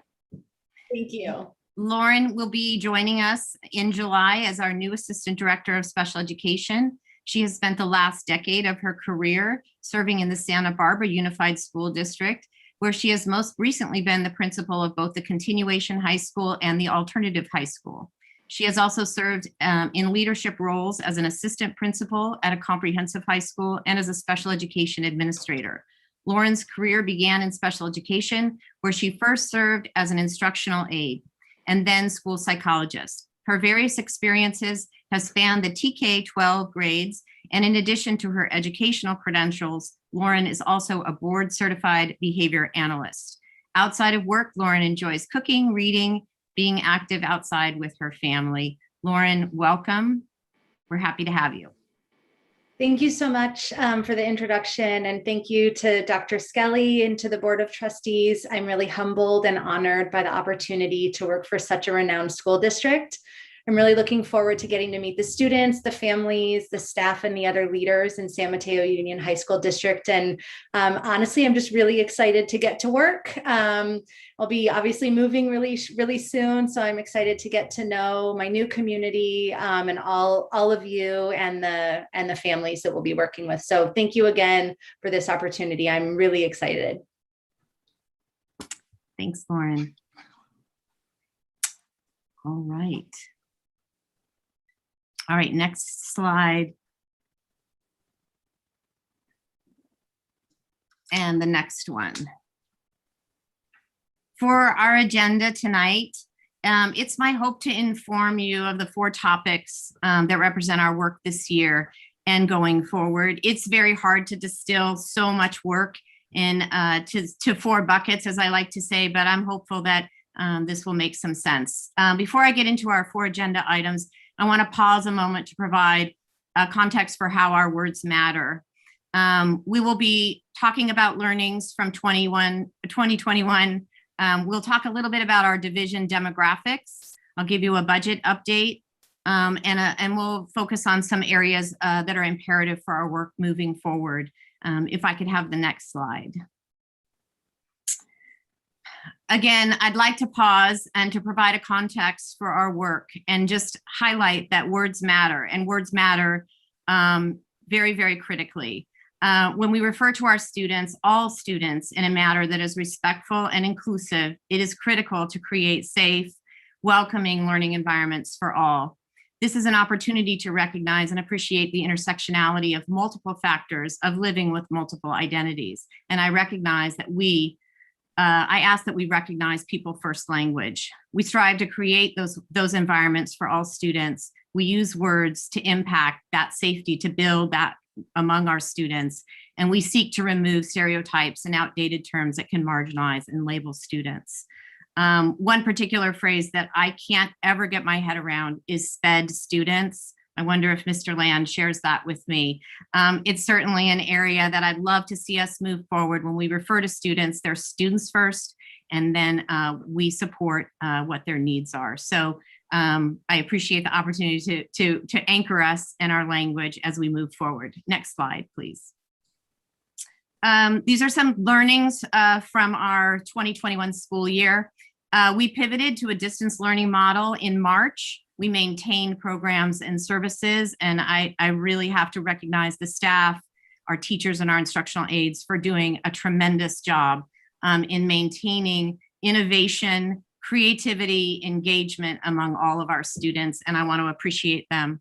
I'd also like to appreciate our school psychologists who maintained assessment timelines beginning in the fall, one of our first groups of folks to come back to campus. So I appreciate their efforts as well.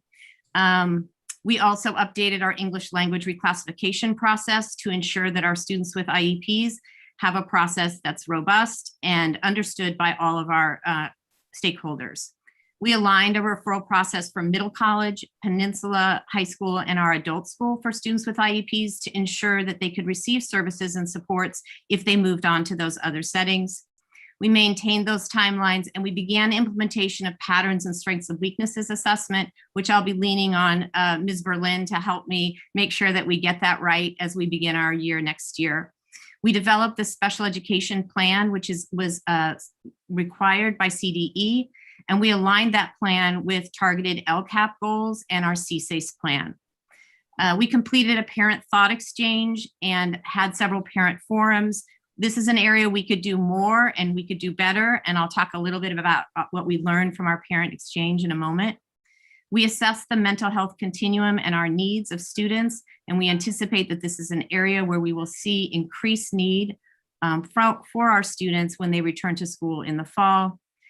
We worked collaboratively to ensure the least restrictive environment, and we welcomed students back in March with smiles and celebrations, and it was a highlight absolutely of the year to watch the Air Fives and the elbow, what do you call that? Elbow fives, whatever. It was a wonderful, wonderful day. So we continue to welcome students back and appreciate their efforts and our families' efforts to get our students back to school. Next slide, please. This slide helps us to understand who we serve within our special education programs and services over time. Eligibility for special education in one of the 13 categories has remained relatively consistent over time, with the exception of the eligibility of other health impairment. This has increased by 81 students since 2018-19 within this category. You might find students with ADHD, medical diagnoses, mental health disorders, and all other categories within our eligibility area have remained the same. I thought that was an interesting take from the data, and I think we can do a little bit to uncover what that means as we move forward.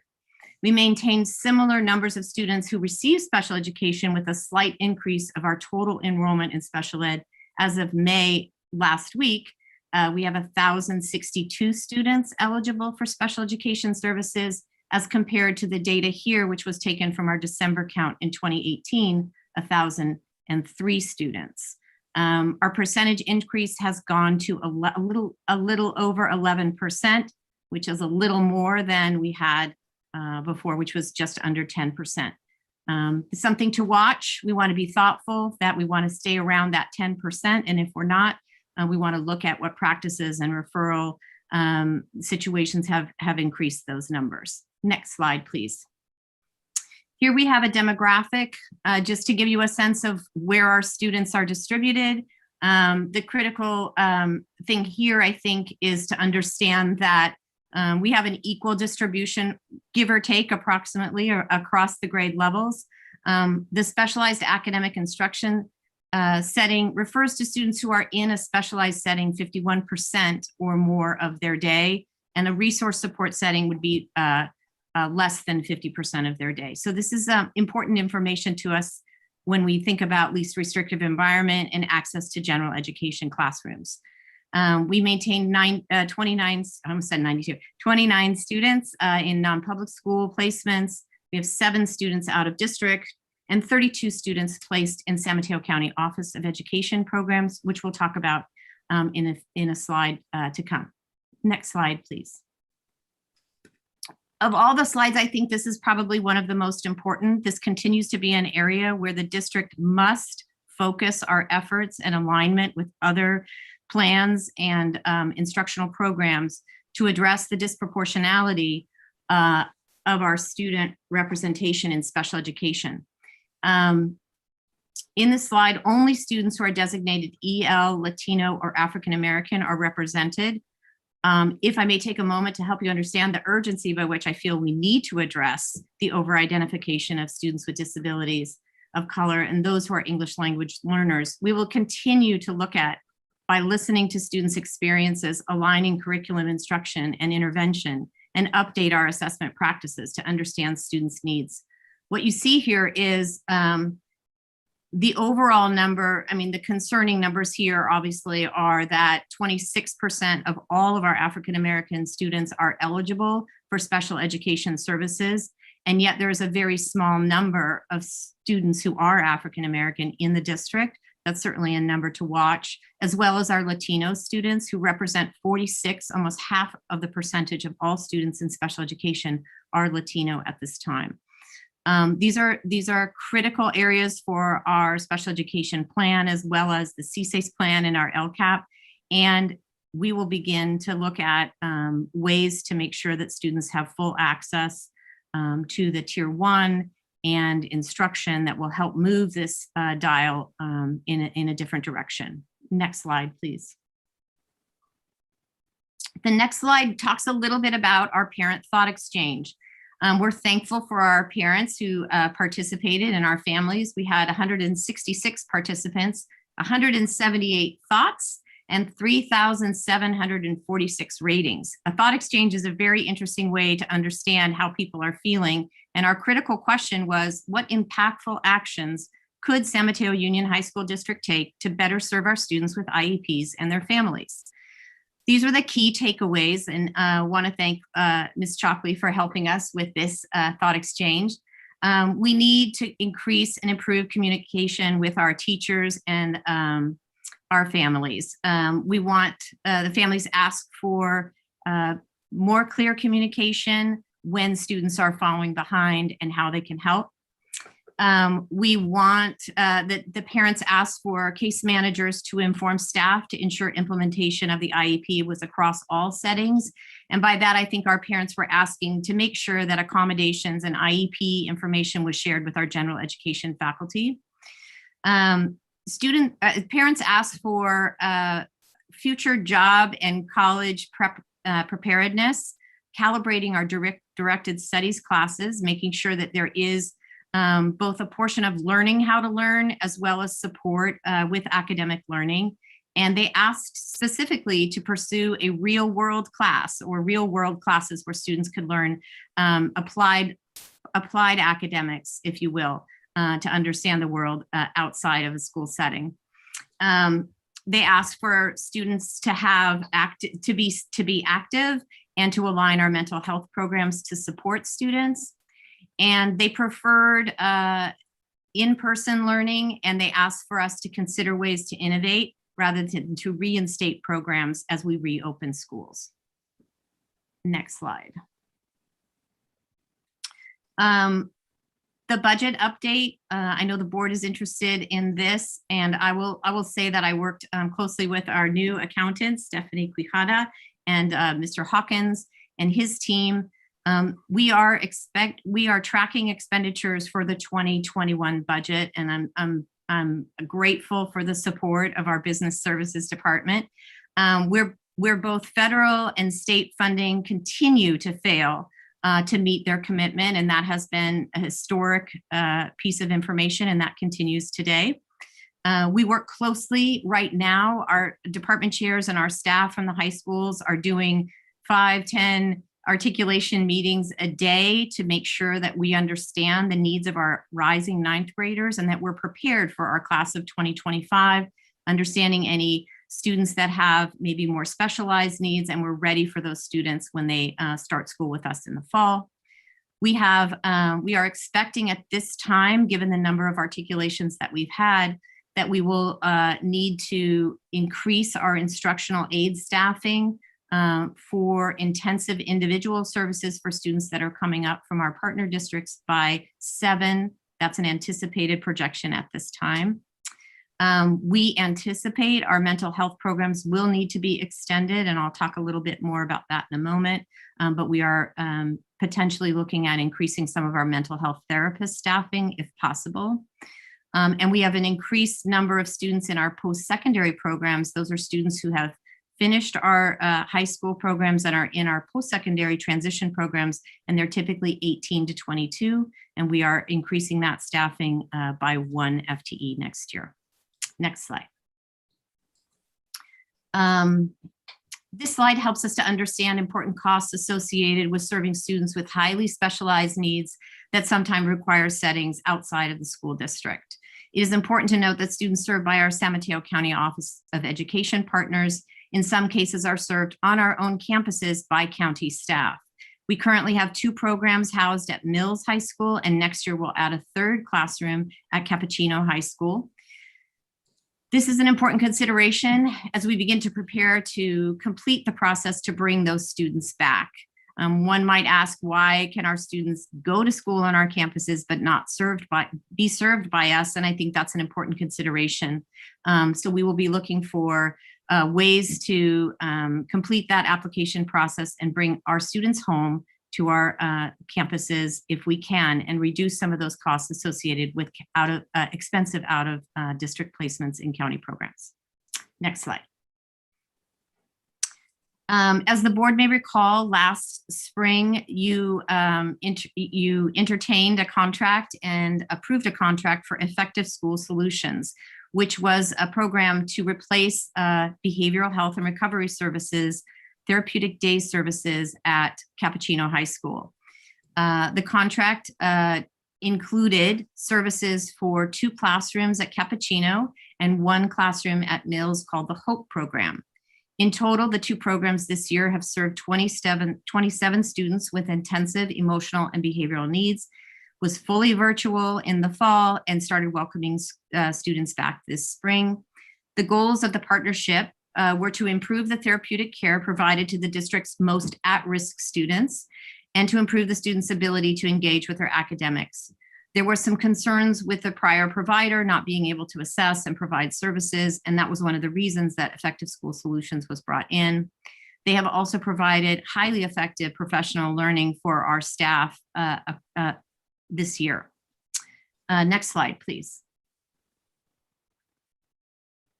Some of the impact of the Effective School Solutions contract and programs this year. Despite the remote learning, they have over 2,200 therapeutic interactions and have delivered 97% of those virtually. Student engagement has been 85%, regularly engaging in their therapy. We have seen a reduced cost in projections of students placed residentially and in non-public settings, which was part of the goal of the contract. And we've seen improved educational outcomes on grading, discipline, and attendance. And we did benefit from their expertise on our professional learning that occurred over the year. Next slide. This is the more detail on the budget. So the projected costs of students out of district, and we know that because the students are either coming back from a non-public school or coming back from a residential treatment. We know that 2 students have returned, and that's a net savings to the district of $200,000. We have cost avoidance of the students, 6 students in the program who would more likely be in a non-public school.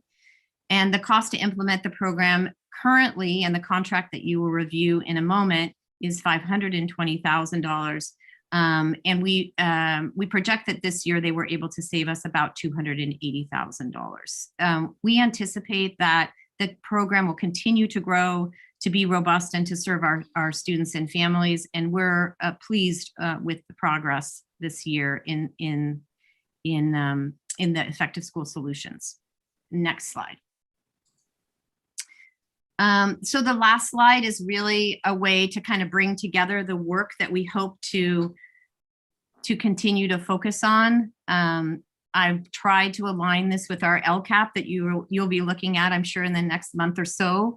And the 3 areas that I think are critical to serving our students within our special education programs are to create safe and welcoming schools, to create ways to make sure that students have equal access to instruction, and to support and empower our staff. I am very, very interested in understanding how we can continue to work as a division and a department that's fully integrated within our schools to make sure that these things are happening across environments, both in the general ed setting and in the special education settings.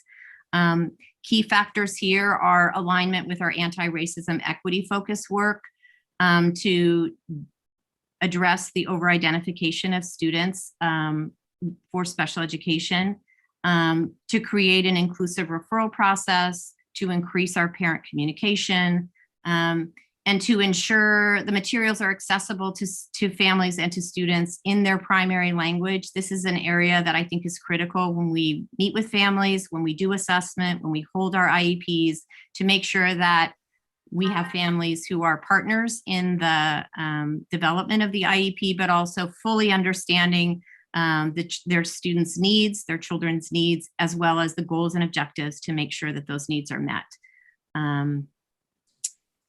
I think one of the things that this will allow us to do is to complete a full analysis of achievement barriers and to make sure that we have supplemental curriculum that exists and that we're making sure that students have access to those tier 1 or general education settings with appropriate accommodations. I am happy to answer any questions that you may have, and I so appreciate the time with you. Take the, okay, thank you. So Trustee Andrade Zuniga, you have your hand up. Yes. So I'm really excited to see this. One of the things that I really appreciate about Holly is that she understands disability justice. And that's one of my fortes, so thank you. I really want to commend you for, and not just commend you, but I'm glad to see that there's people first and identity first language being used. Our community, it's not a surprise that I'm part of the disabled community, and our community is definitely trying to make sure that a lot of our systems are using proper language in place to identify us. So thank you for that. It especially brings in, for the students, disability pride. And so that's part of what's difficult about disability in young people is seeing where they fit into the world. And disability pride is where it really helps them to not only see the intersection in their own cultures, but where and how they're important and how they fit in to our communities. So thank you. I wanted to ask, first, I would love to see a pipeline coming from the middle schools. So students that have been identified with IEPs or that identify as having a disability and being brought into our district, they're like, what is the onboarding process? And especially for their parents. I have one of my kids, he had an IEP and he had a learning disability. So that whole like onboarding and making sure that I understood who were my allies was very important to us when we were going through the system. So that would be good to know. Also, with students that are arriving to this country newly, it's tough because a lot of, all of the different countries don't have an infrastructure for disability like we do. So how are those students onboarded into the disability world, and how are their families educated on how to get those services and where to find them? So I'm sorry, I'll let you answer that first. So thank you. So the pipeline from our partner districts began this earlier this spring. We started with individual meetings with all of our partner districts, their directors, program specialists, and sometimes principals and special education ed specialists to talk about process. I would say that our department chairs at each one of our high schools are absolutely well-versed. They know all the players, and they have a process where they begin those conversations. Just as our enrollment process starts, we start tracking the students into our database to make sure that all of those articulation meetings are held. Most of those articulation meetings are taking place right now, and that includes a partner from the high school to go to hold an IEP, to go over the programs and services, to look at the student's schedule, and to make sure that we can offer a safe landing for our ninth grader as they come to us. And again, I can't say enough about between our program specialists and our department chairs. They know the students. They begin to know the families. We typically do a rising ninth grade welcome. The department chairs asked me to cancel that this spring because they just didn't feel like they could do it and it wouldn't have the same impact virtually. I plan to send a welcome letter to parents later this spring just to make sure that they've gone through the articulation process and they're feeling comfortable. I certainly have sat in on some IEPs, and I know our staff continues to do that. So, but we encourage any parents with concerns to make sure to contact our office, questions about enrollment, registration. And I am meeting with another parent tomorrow, just questions about which school is best. And I think that's where we can be very helpful. And I hope that we can answer questions of our newcomers to make sure that they feel comfortable and ready for school to start. As far as newcomers to the country, they would go through a similar registration process, typically speaking, working through our partners in the enrollment center and identifying who those students are. And then working closely with our partners at the high schools if they have concerns about disability, and finding out whether or not we need to assess, whether or not there's any information that exists, obviously attempting to assess in the primary language and to get that family some support as they bring their student to school. In some cases, students haven't been in school, and that's something that we need to know as well. So, and again, I think that, being available and being ready for questions and being able to work individually, no student and no family is the same. So we need to be able to be ready, willing, and able to meet that student and that family where they are and where they come to us. Thank you, because the new proposed schedule is going to affect everybody. So that definitely needs to be communicated to the families with kids with disabilities. Have you heard of it, or I guess, have you been able to ask about that to different families? And if not, then will there be that opportunity? I think I have not, but I think that's a great idea, and I'll work with Dr. Kempke on that.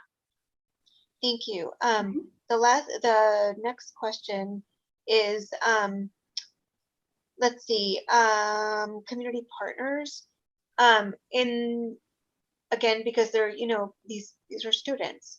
So getting different resources in from the community, like for example, what I had talked about earlier, You're Disabled and Proud. I just really want to emphasize how important that is for our students or young people with disabilities to find their, their place in our communities, in our society, with disability pride and be proud of who they are, despite of what our communities and our society says. So I just want to emphasize that. And then especially because there's such a huge relationship between having a disability and going into the juvenile justice system, or not graduating from high school, or not having the resources they need. How is that going to be addressed? And I guess going forward, and I think that had to do a lot with the scheduling, and with a lot of the other resources that there are. So I guess my question is, how is that being addressed to the students?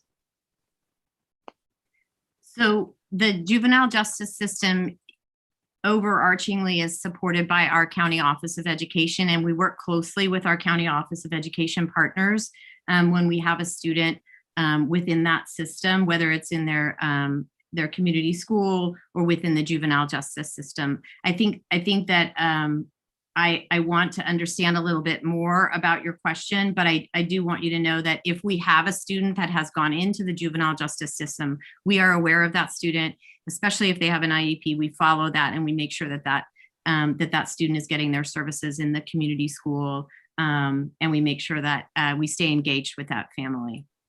Well, I guess my question is related to stigma, really.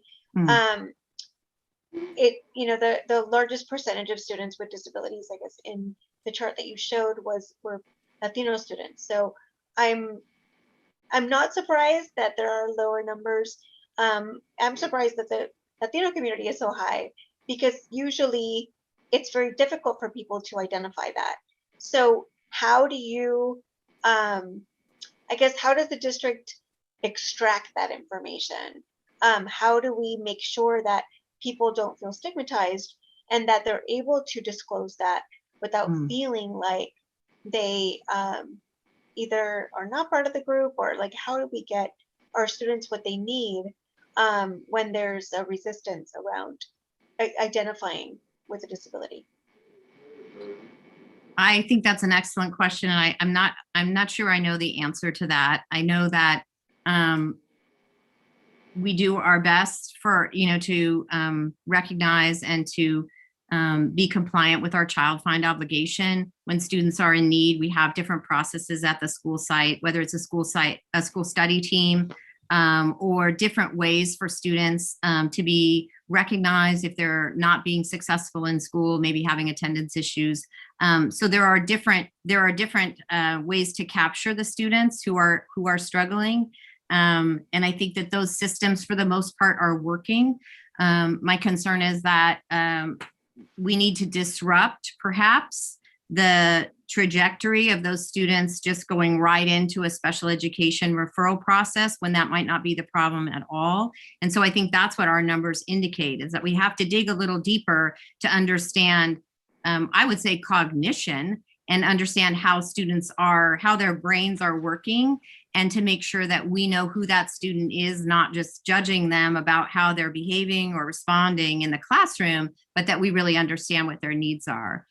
We've been working through a situation with several faculty on a student who, who struggles, absolutely struggles. And the way students show us sometimes that they're struggling doesn't always fit. So I think we always have to dig a little deeper to understand the function of the behavior and to understand what the student is trying to tell us. Behavior is a communication. And if you don't understand what's going on, we need to help you, and we need to understand that. So I think that there's lots of ways to make sure there's a great support system and a safety net, but we want to make sure that all students have access to that. Thank you. And I don't like SPED either. I'm glad that you don't like it. I hate these labels that are super archaic and just lump our students into a category that is almost non-human. Thank you. Appreciate it. Trustee Thank you. Land. Thank you. First of all, rockstar presentation. It was so very thorough. I really appreciate it. I love the fact that, students first were, and that's outstanding. And I totally agree with you. And I'm glad that that's the direction of the district and that what you're trying to do. I'm gonna ask questions, but I don't really want answers right now. I mean, you can tell me later. I'm just gonna give some suggestions and just kind of think out loud about a few things. First of all, like I said, a really thorough presentation. What I was listening to when I was listening to Lihia was about allies.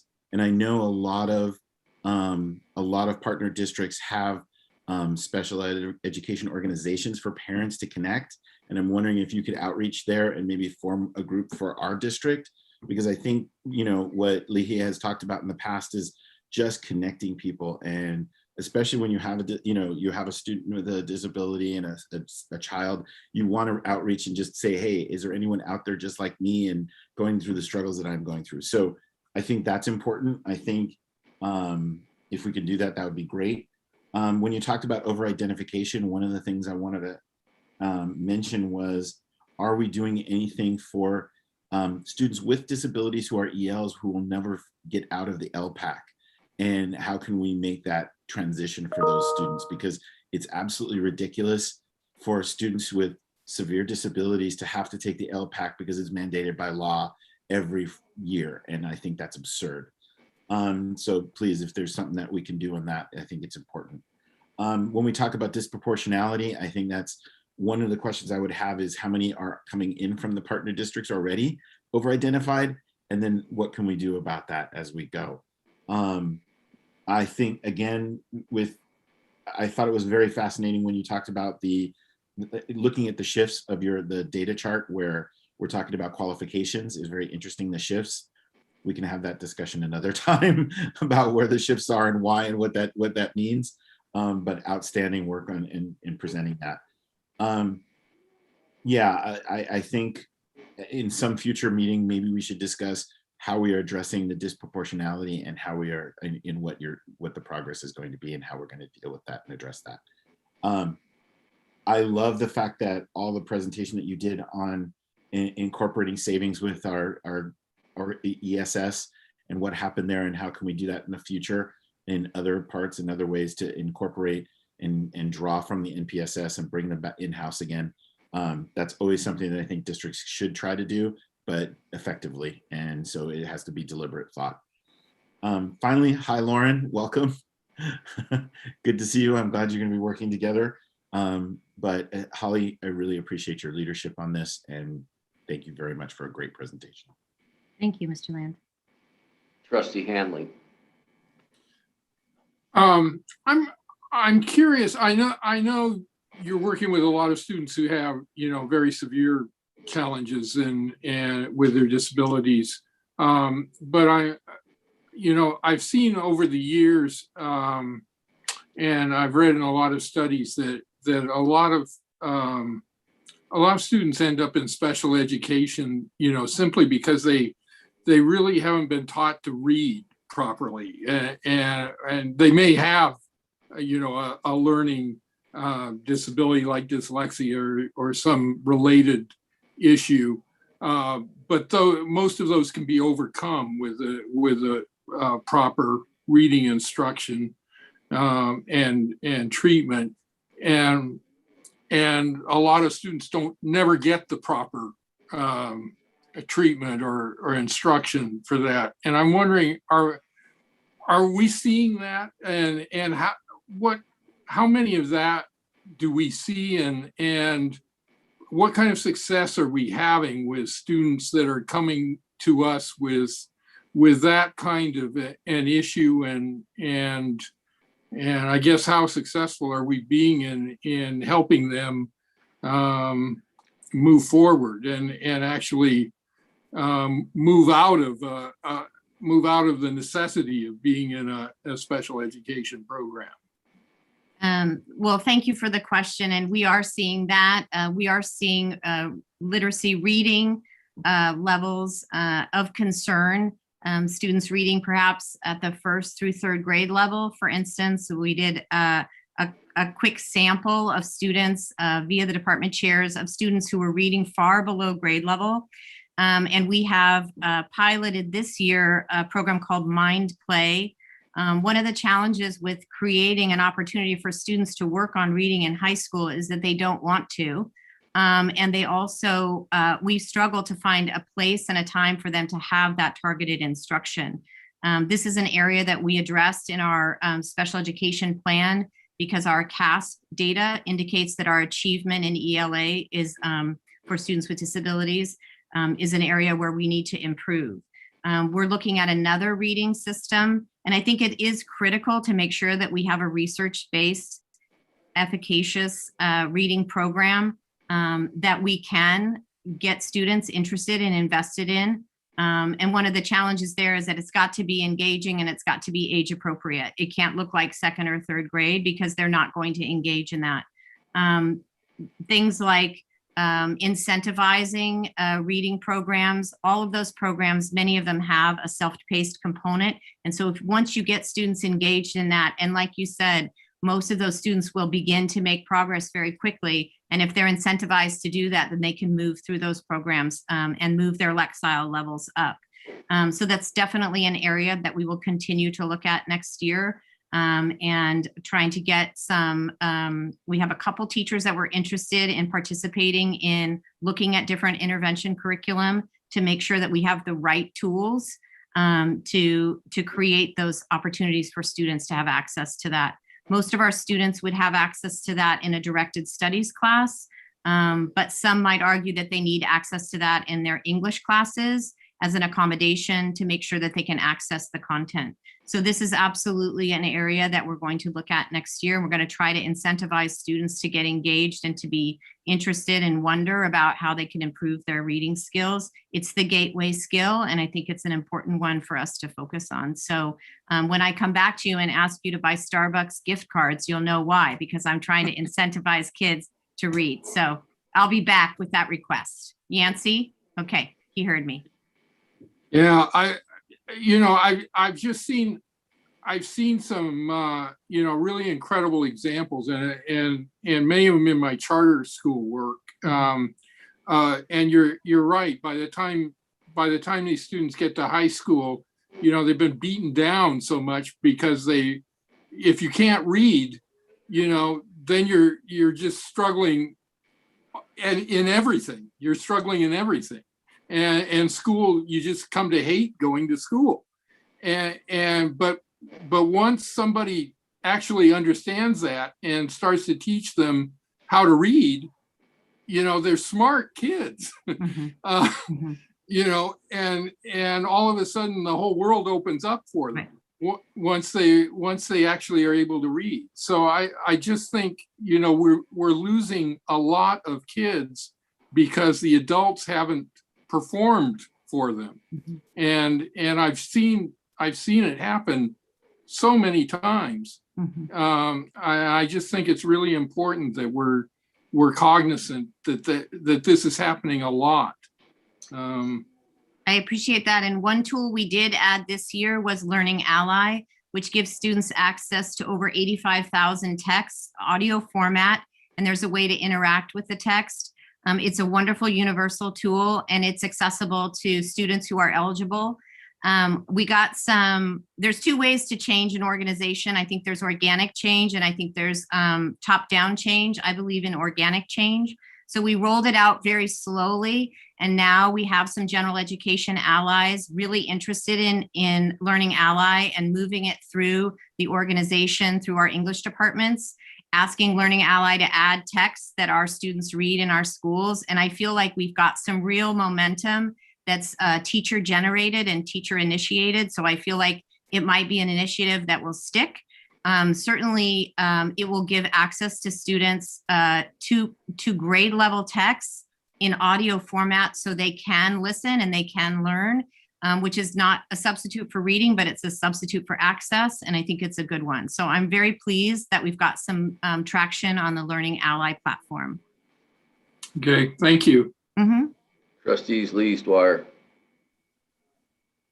So first, my background keeps moving around. So like I have a shoulder, then it's gone. So I kind of went to my solid picture because I was tired of watching myself lose. All of a sudden, my neck's there by itself.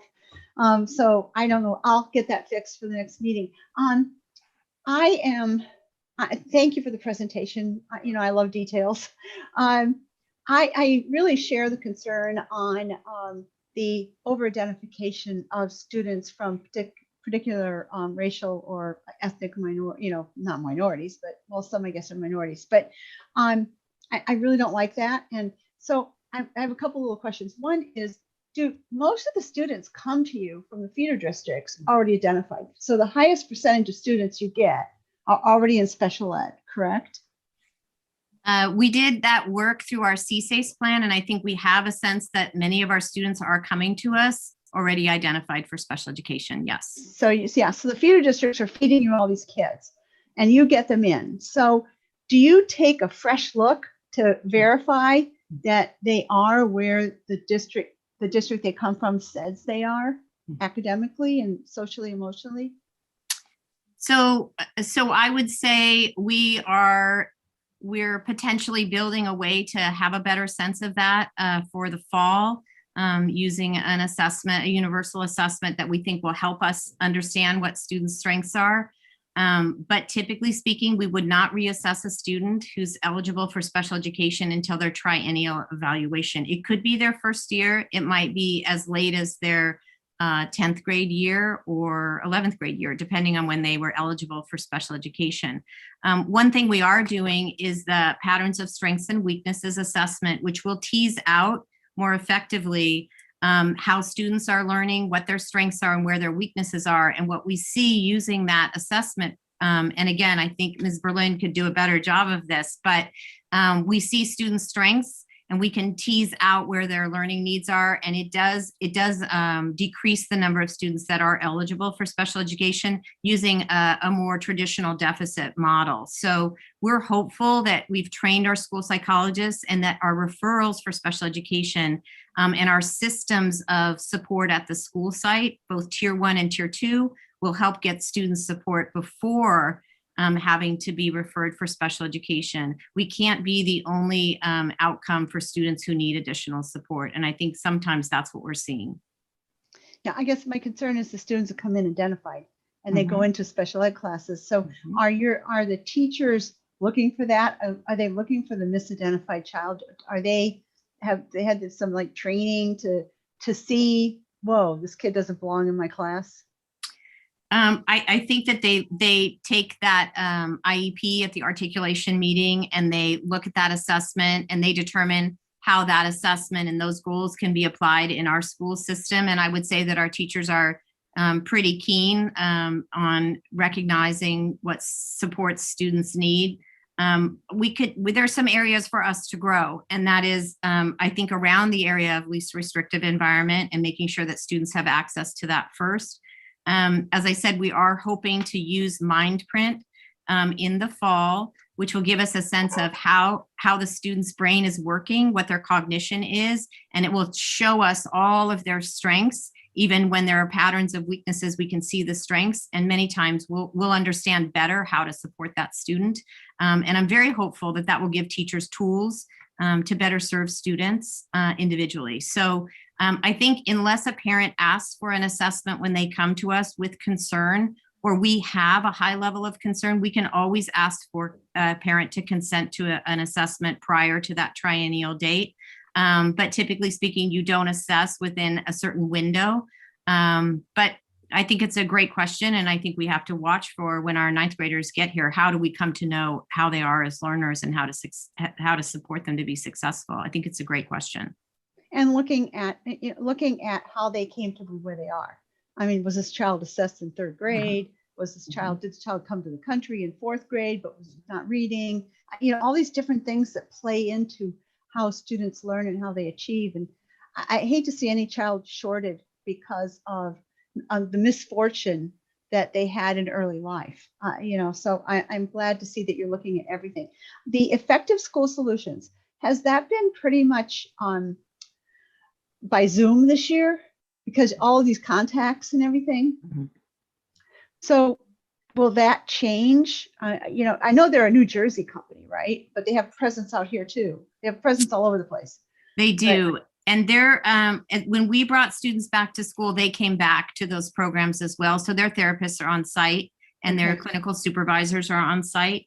So we were able to give that in-person therapeutic support. For the students that remained at home, we give that support virtually. They've done some home visits. Some of our students had trouble engaging. So I think they've been a great partner.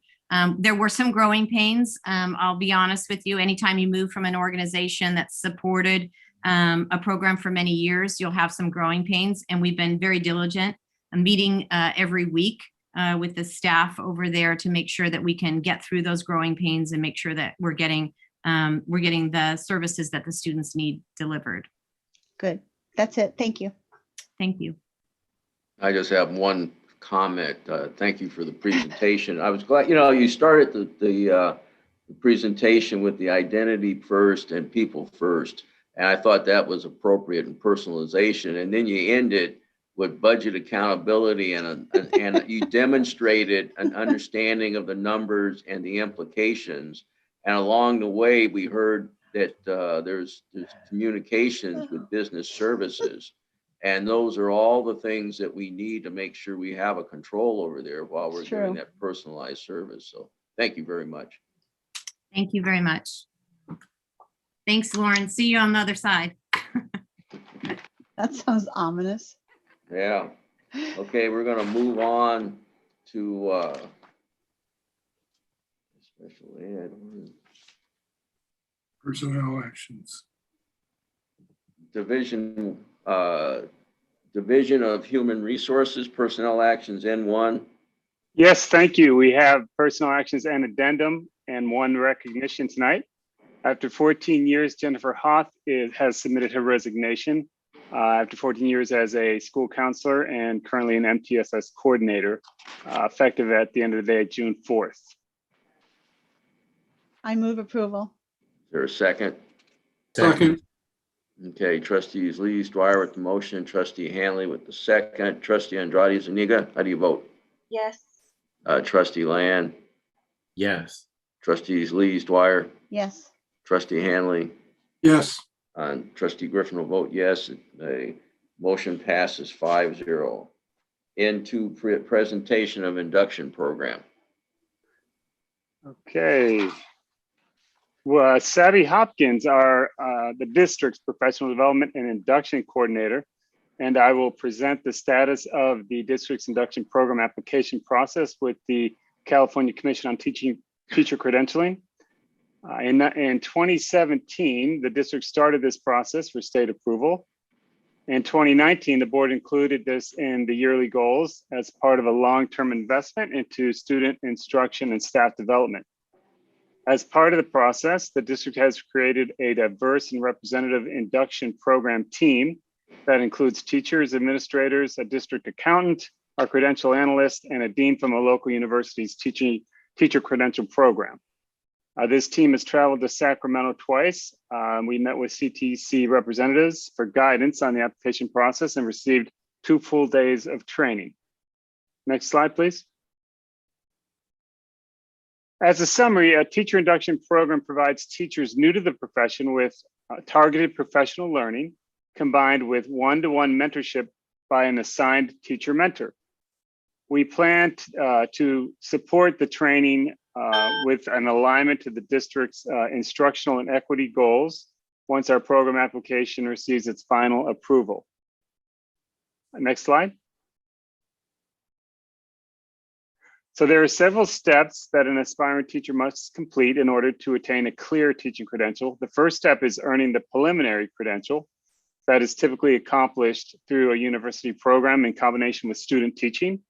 The second step is clearing the preliminary credential within 5 years.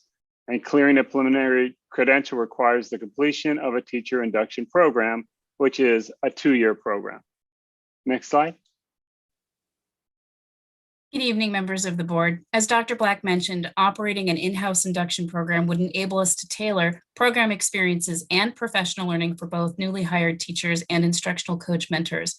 This would be in alignment with our district goals and priorities. The program would also serve as a hiring incentive in recruiting a diverse workforce, as our program components would be aligned with our equity mission and vision. Next slide, please. For many years, our induction candidates have received their services through San Mateo County Office of Education. And in recent years, our instructional coaches have provided mentorship to support San Mateo Union High School District teachers in partnership with San Mateo County Office. But because San Mateo County Office is an induction consortium serving TK through 12th grade teachers in several districts across the county, it's challenging for them to differentiate supports and services for teachers and mentors. By in-housing induction, we would be able to focus on the unique induction needs of high school level teachers and offer a program that is responsive to local feedback and district data. Next slide. Once approved, we anticipate that the district's induction program will serve approximately 25 to 30 teachers each year. And this is based on our 5-year trend as exhibited in the next slide, please. The number of teachers hired by the district who need induction has been pretty consistent over the course of the 5 years. As you can see, if you compare column 2 and 5, most district hires already have cleared credentials. But as we increase our efforts to hire a more diverse workforce, this will likely include those just entering the teacher field. Having a district induction program should improve our ability to better assist and recruit a more diverse range of candidates and enhance our retention efforts. Next slide. Okay, so this is a comparison of several nearby districts that have their own teacher induction program. And this provides some comparison data. Sequoia also serves Ravenwood's middle school teachers. So although they are similar in size to San Mateo Union High School District, they have more teachers needing induction services. Next slide. So for our anticipated mentor structure, we'll continue assigning mentors to induction teachers as we have been, with instructional coaches acting as mentors. We plan to do this at the site level whenever possible. However, having an in-house induction program would enable us to provide the targeted and differentiated professional learning and feedback for our mentors that would allow them to grow and support teachers at their site and site initiatives. Next slide, please. So this is an infographic that outlines the instructional coaching assignment process, and it shows how if you're a tenured teacher with a clear credential, you are assigned an instructional coach as per the evaluation cycle. Newly hired teachers with clear credentials also receive an instructional coach, but newly hired teachers with a preliminary credential, they would be assigned an instructional coach that would provide mentorship services. Next slide. So in our program development and accreditation process, we've looked at induction programs across the state. We've also attended the annual California Induction Symposium to learn more about different district and consortium programs.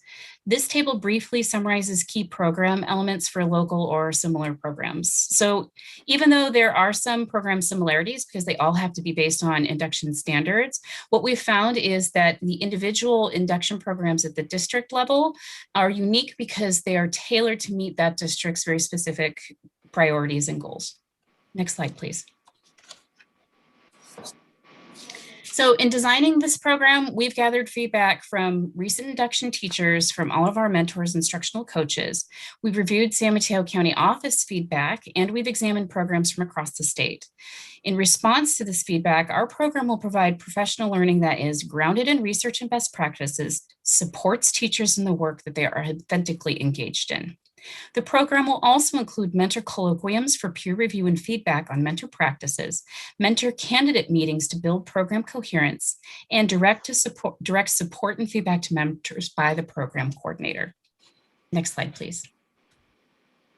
So this graphic just summarizes the program events that you might have in a typical induction year, just to sort of give an overview or a sense of what an induction program would look like in our district. Next slide.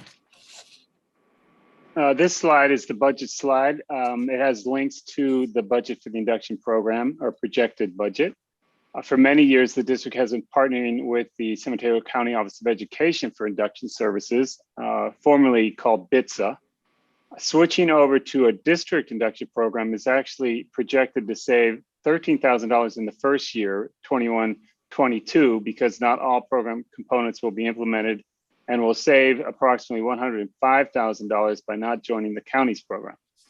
In the following year, 22-23, we anticipate approximately $90,000 in incurred expenses. These expenses are mostly tied to a lead mentor coach, administrative assistant support, and transitioning to a formal induction program manager. However, these costs are not fixed and will be reevaluated before the 22-23 school year. Next slide. So this slide outlines the CTC approval process and timeline. So once a program has been provisionally approved by the Committee on Accreditation, they can begin program operation. Now, where we are right now is we're at commission determination, and that's the area that's highlighted in yellow. Once we receive their approval in that determination process, we move on to stage 4, where our program standards will get a final review. It's going to go before the Committee on Accreditation. And once they've given those final program standards their seal of approval, we can begin the provisional operation. Now, full program approval is granted after 2 to 3 years of program data have been collected and a site visit is conducted. So after full approval, the program will participate in a 7-year accreditation cycle. Next slide, please. So our anticipated timeline and process.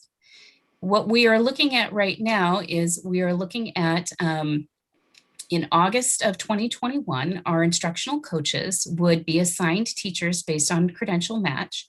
And as soon as we began our program, they would immediately be able to assume induction mentorship responsibilities. And with our current timeline and feedback from the CTC on where we are in the process, we can anticipate a program start time of approximately October 2021. It is not uncommon for a new induction program to start a little later in the year. Next slide, please. Slide 17. Okay, so this comments and feedbacks. It's been 4 years since we started our teacher induction program application process, and we still have a few months to go, but we're close to the end, and with the board's blessing, we should be able to initiate the program in the coming school year. So we welcome any comments or feedback from the board. Can someone take the presentation down? Thank you. Okay, Trustee Hanley. Well, sometime when you got a couple hours, I'll tell you how bad the California credentialing system is. But yeah, I'm glad we're doing this. I mean, the fact that it's taken 4 years to do it just is a comment on how bad the credentialing system is. But I'm glad we're doing it, because at least if you've got to go through this miserable process, if we're going to do it for our teachers, you at least have a chance of going through a process that had some value. Mm-hmm. And I've heard so many, I mean, yeah, I've heard so many stories that go through from teachers that go through these processes that it's expensive, it takes lots of time, it takes lots of work, and it adds no value to their instructional practice. So at least if we're doing it, and we're doing it for our district, I'm going to assume that we're going to add value to what our teachers go through. So I'm glad we're doing it, and I'm glad we're finally getting through this process. It's just hard to believe it takes 4 years to do it, but I'll certainly vote and continue to support us doing it. And thanks to Sabby, it's been quicker than what it could have been. She's done amazing work. And, we won't save the teachers from a lot of that credential program that they have to go through at the university. Once they're through that, we'll make it the best possible experience we can for them. Trustees Lees Dwyer. Okay. What a slog! 4 years and you're still not there. but my question is just, so if you get approved by October, fingers crossed, so do they have to participate with the county prior to that, or can you just initiate your program in October? Savvy, you can answer if you want. Yeah, they would just initiate their program in October with us. Okay, They wouldn't good. initiate with San Mateo County office. If we were in a situation where we have a teacher who is, they're in year 4 and they have that 5th year that they have to clear their credential, then we may, that might be a single instance in where we articulate with county office on it. But other than that, everyone else we would anticipate starting in October. Good, thank you. Trustee Andrade Zuniga.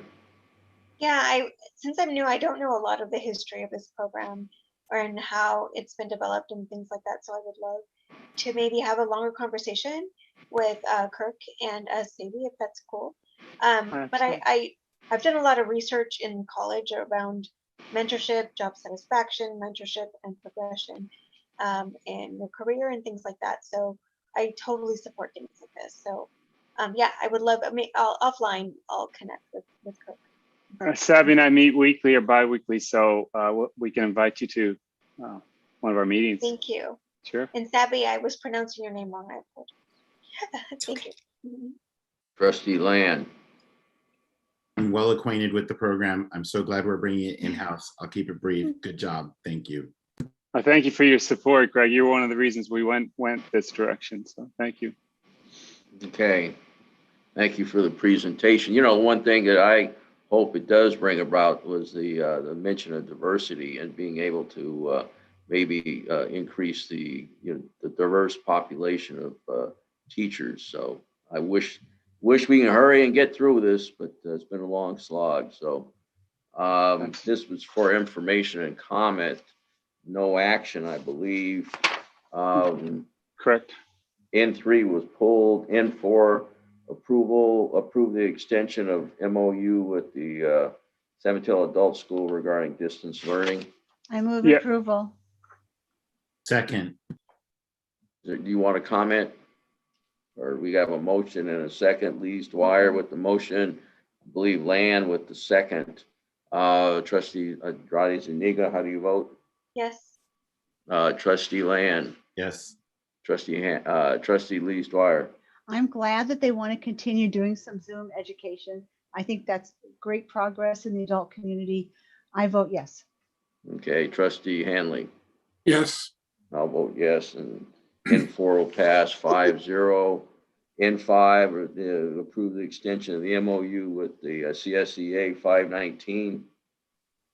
So this would extend the reassignment MOU that we passed last summer into the end of this summer, and it'll go through summer school. I make a motion to approve. Second. Okay, Trustee Lamb with the motion, Trustee Lees Dwyer with the second. Trustee Andrade Zuniga, how do you vote? Yes. Trustee Land. Yes. Trustees Lees Dwyer. Yes. Trustee Hanley. Yes. I'll vote yes. That motion passes 5-0. N6, adoption of declaration of need for fully qualified educators. This is something we have to do every year. It's really anticipation that there may be a shortcoming in one of our areas that are credentialed areas, and we can revise it if we need to as we go along in the year. But we put in numbers that should protect us from any need to revise. Yeah, it's special ed. The shortest is special ed. Yeah. Okay, is there a motion? I move approval. Okay, and Trustee Land, was that a second? That was a I'll do hand whatever you wave. want. That was a hand wave. Well, no, I Thank you. tried to talk, but I think I got cut off. So whatever. You have a I'm comment? Sorry. Okay, Trustee Andrade Zuniga, how do you vote? Yes. Trustee Land, how do you vote? Yes. Okay, Trustees Lees Dwyer, Yes. Trustee Hanley. Yes. I'll vote yes, and that motion will pass 5-0.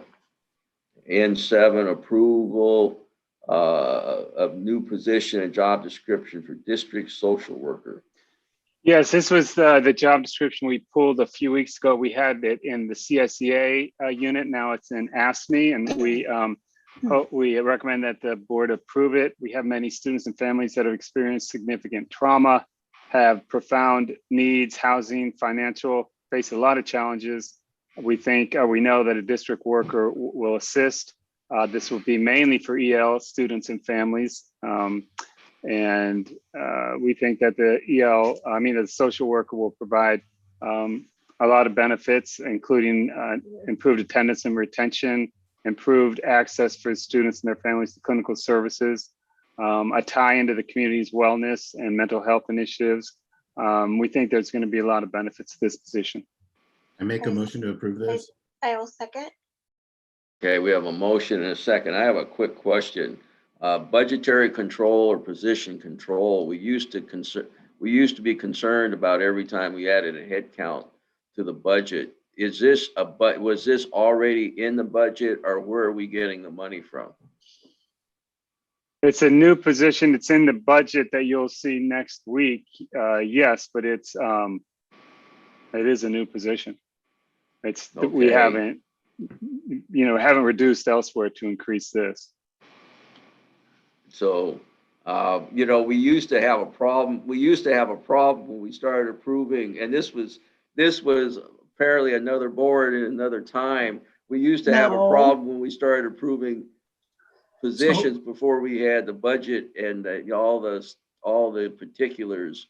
So I'll just say that we do have a funding source that we don't anticipate using in the future. And if you remember, this was one of the recommendations from the DLAC committee.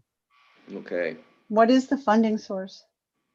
Well, we don't see a scenario in which we have school resource officers in the near future. And that was a significantly higher cost than this.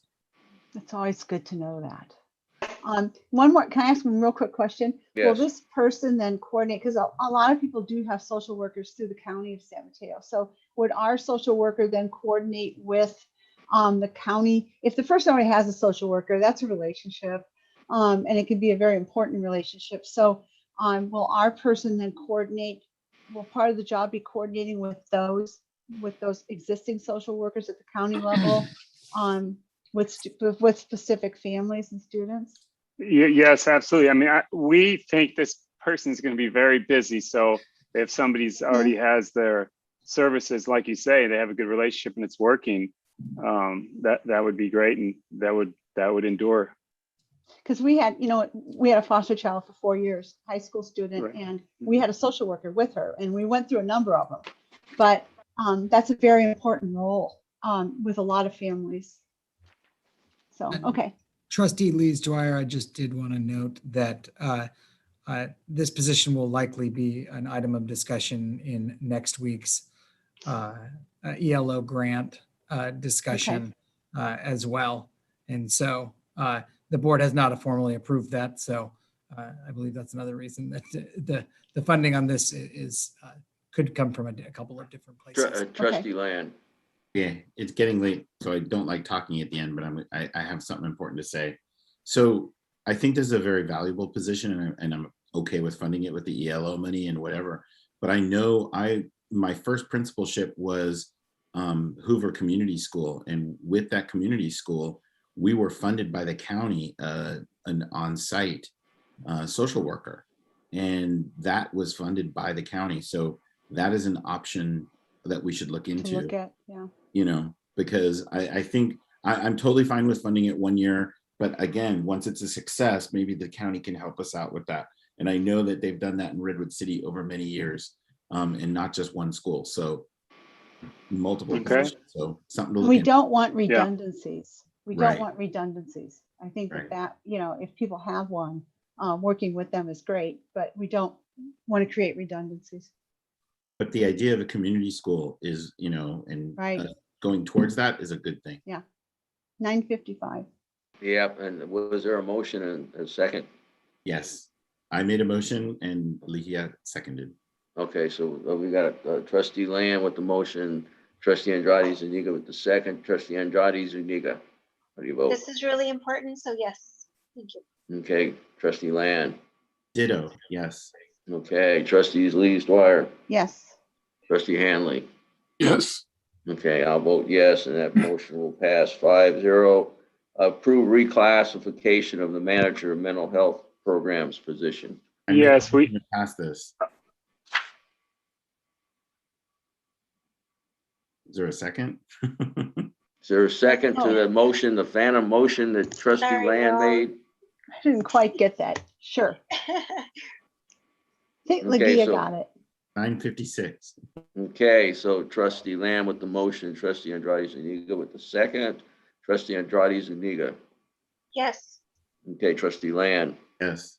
trustee Leesdwyer, Yes. trustee Hanley, Yes. trustee Griffin will vote yes. And that motion passes 5-0. N9, reclassification of student health coordinator position. I make a motion to approve. This is, given what this job has turned into and is continuing to be, this is a must. So I move approval. I'll second. Okay, so trustees Right, Sarah? trustees Leesdwyer with the motion, trustee Andrade Zuniga with the second, trustee Andrade Zuniga, how do you vote? I vote yes. Trustee Land, Yes. trustees Leesdwyer, Absolutely, yes. trustee Hanley. Yes. And I'll vote yes, and that motion passes 5-0.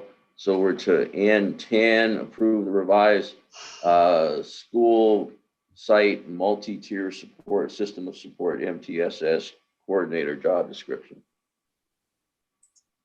Yes, this is we had this on the last board agenda. This would be, right now we have one person as our MTSS coordinator. We'd like to break this up and give each comprehensive high school a section for an MTSS coordinator. And that is what this changes in this job description does. I think that's a good idea. I make the motion to approve. I'll second. Okay, so we got trustee Lamb with the motion, trustee Andrade Zuniga with the second, trustee Andrade Zuniga, how do you vote? I vote yes. Trustee Land, how do you vote? Yes. Trustees Leesdwyer, Yes. trustee Hanley, Yes. and trustee Griffin, I will vote yes. We will move on to 01, approval of contract with Effective School Solutions.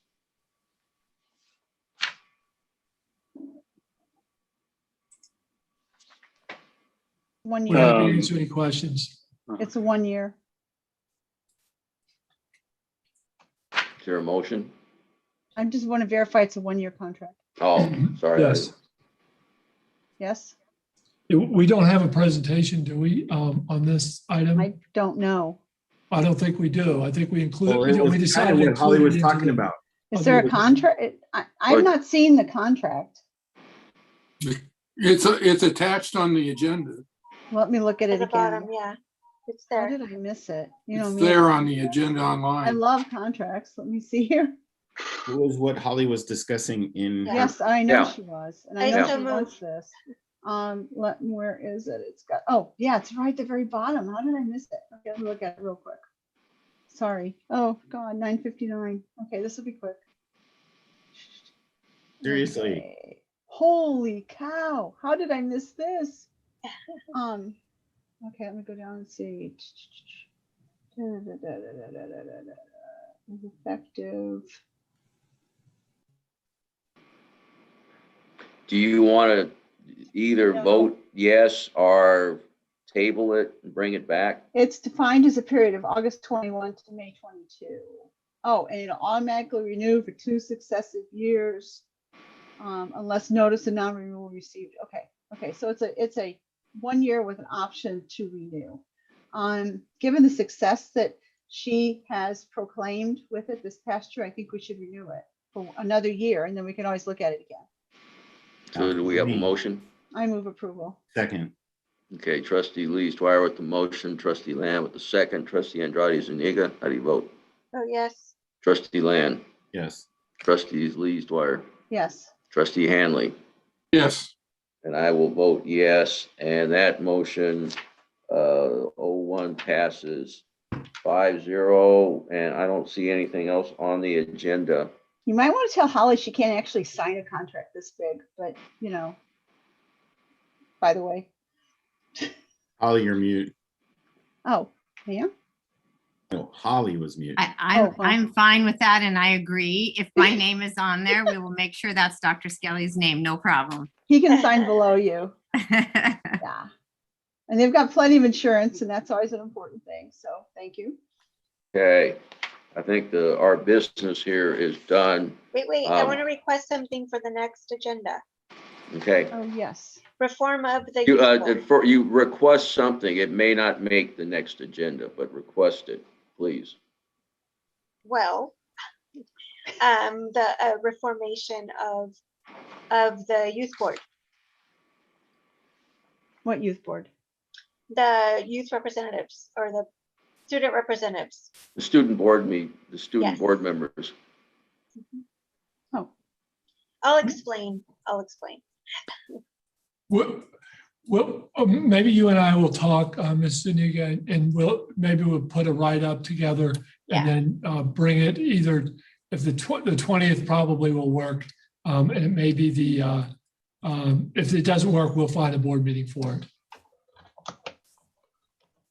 Okay, so we will add that about the role of the student board members. And we will, believe me, we will discuss it as soon as we reasonably can. I don't see into the future, and I can't guarantee a place at the table for every agenda item. So I would like to also put on their consent agenda item procedures that may or may not need to be on there, but I certainly think we want to evaluate or examine the process for consent items. Right. Anything else? Okay, well, I'm tired and I'm going to bed. 10:02. And I'm adjourning the meeting. So thank everybody for their being on point and the good presentation. So Good night. Good night. Really good work tonight. Really good.